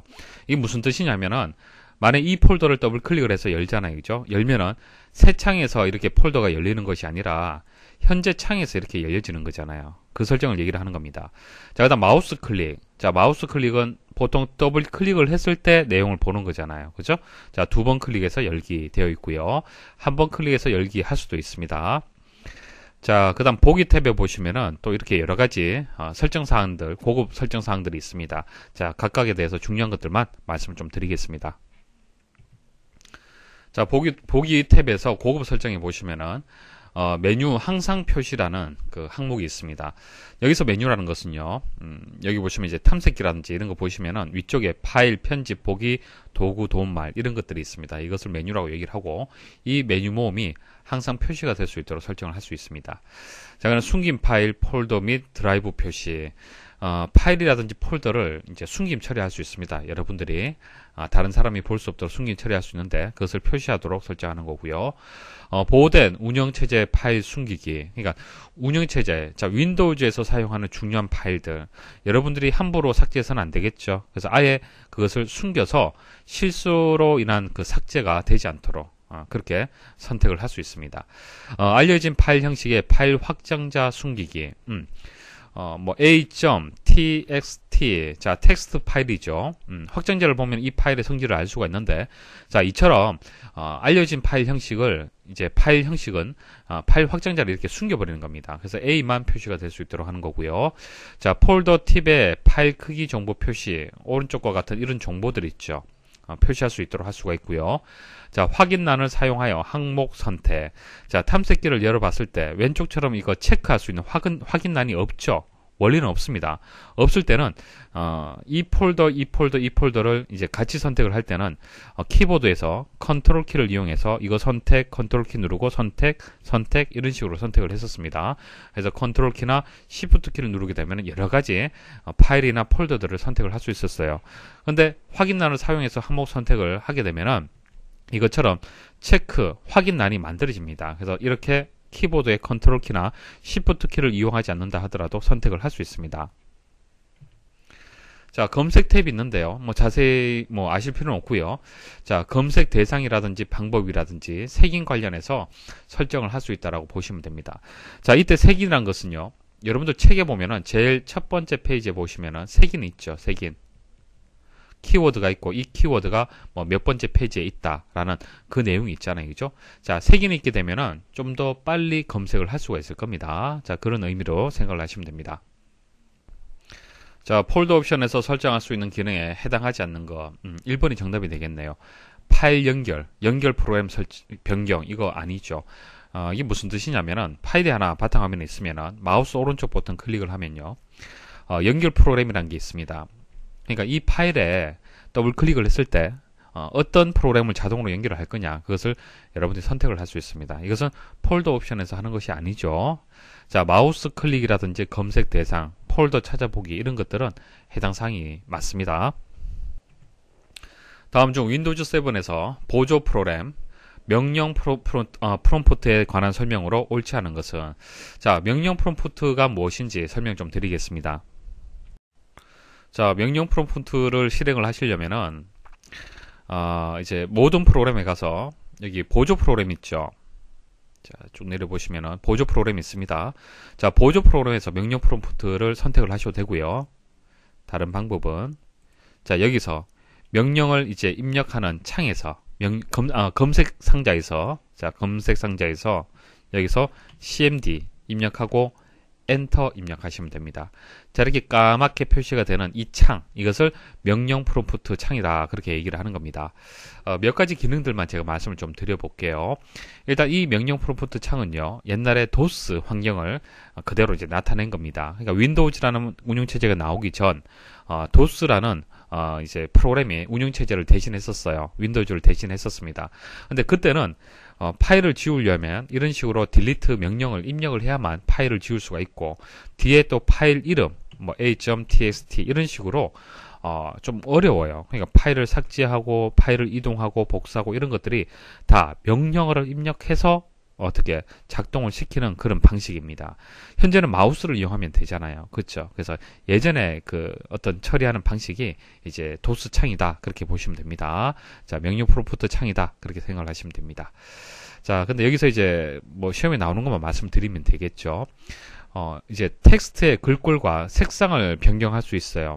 변경하는 방법이 이 부분에서 마우스 오른쪽 버튼 클릭을 해서 속성 갑니다. 속성 가면은 옵션, 뭐 글꼴, 레이아웃, 색 이런 것들이 있어요. 그래서 글꼴에 가면은 글꼴의 색상과 크기를 뭐 글꼴에 이제 글꼴하고 그다음 색상이라든지 이런 것들을 바꿀 수가 있습니다. 자, 그리고 텍스트를 다른 문서에 복사하는 방법 말씀을 드릴게요. 일단 여기서 선택을 해야겠죠. 그래서 모두 선택. 자, 이 부분에서 오른쪽 버튼 클릭을 해서 모두 선택하시고요. 자, 제목 표시줄에서 여기서 편집에 가서 복사 선택을 합니다. 복사 선택을 하고 이 내용을 복사하는 거예요. 여기에다가 오른쪽 버튼 클릭해서 붙여넣기 하시면 됩니다. 자, 그리고 창을 종료하려면은 X자를 누르셔도 되고, 명령어로 종료를 하시려면은 exit라고 입력하고 엔터 입력하시면 됩니다. 답을 찾아보겠습니다. 명령 프롬프트에 관한 설명으로 옳지 않은 것을 찾는 겁니다. 1번 ms. 자, ms는 마이크로소프트를 의미를 하고요. 자, ms 도스 명령 및 기타 컴퓨터 명령을 실행시킬 수 있다. 맞는 설명이고요. 명령 프롬프트 창에서 표시되는 텍스트를 복사하여 메모장에 붙여 넣을 수 있다. 맞죠? Alt, Enter 키를 눌러서 사용하여 창을 전체 화면 모드로 확대하거나 원래 크기로 지정할 수 있다. 이거 틀렸습니다. 이렇게 Alt, Enter 키를 누르면요, 이런 오류 메시지가 나와요. 이 시스템에서는 전체 화면 모드를 지원하지 않습니다. 라는 메시지가 나옵니다. 그래서 3번이 정답이 되고요. 4번 명령 프롬프트 창에서 exit를 입력하여 종료할 수 있다. 맞는 설명이 되겠습니다. 자, 여기까지 해서 기출문제 풀이를 마치도록 하겠습니다. 수고하셨습니다.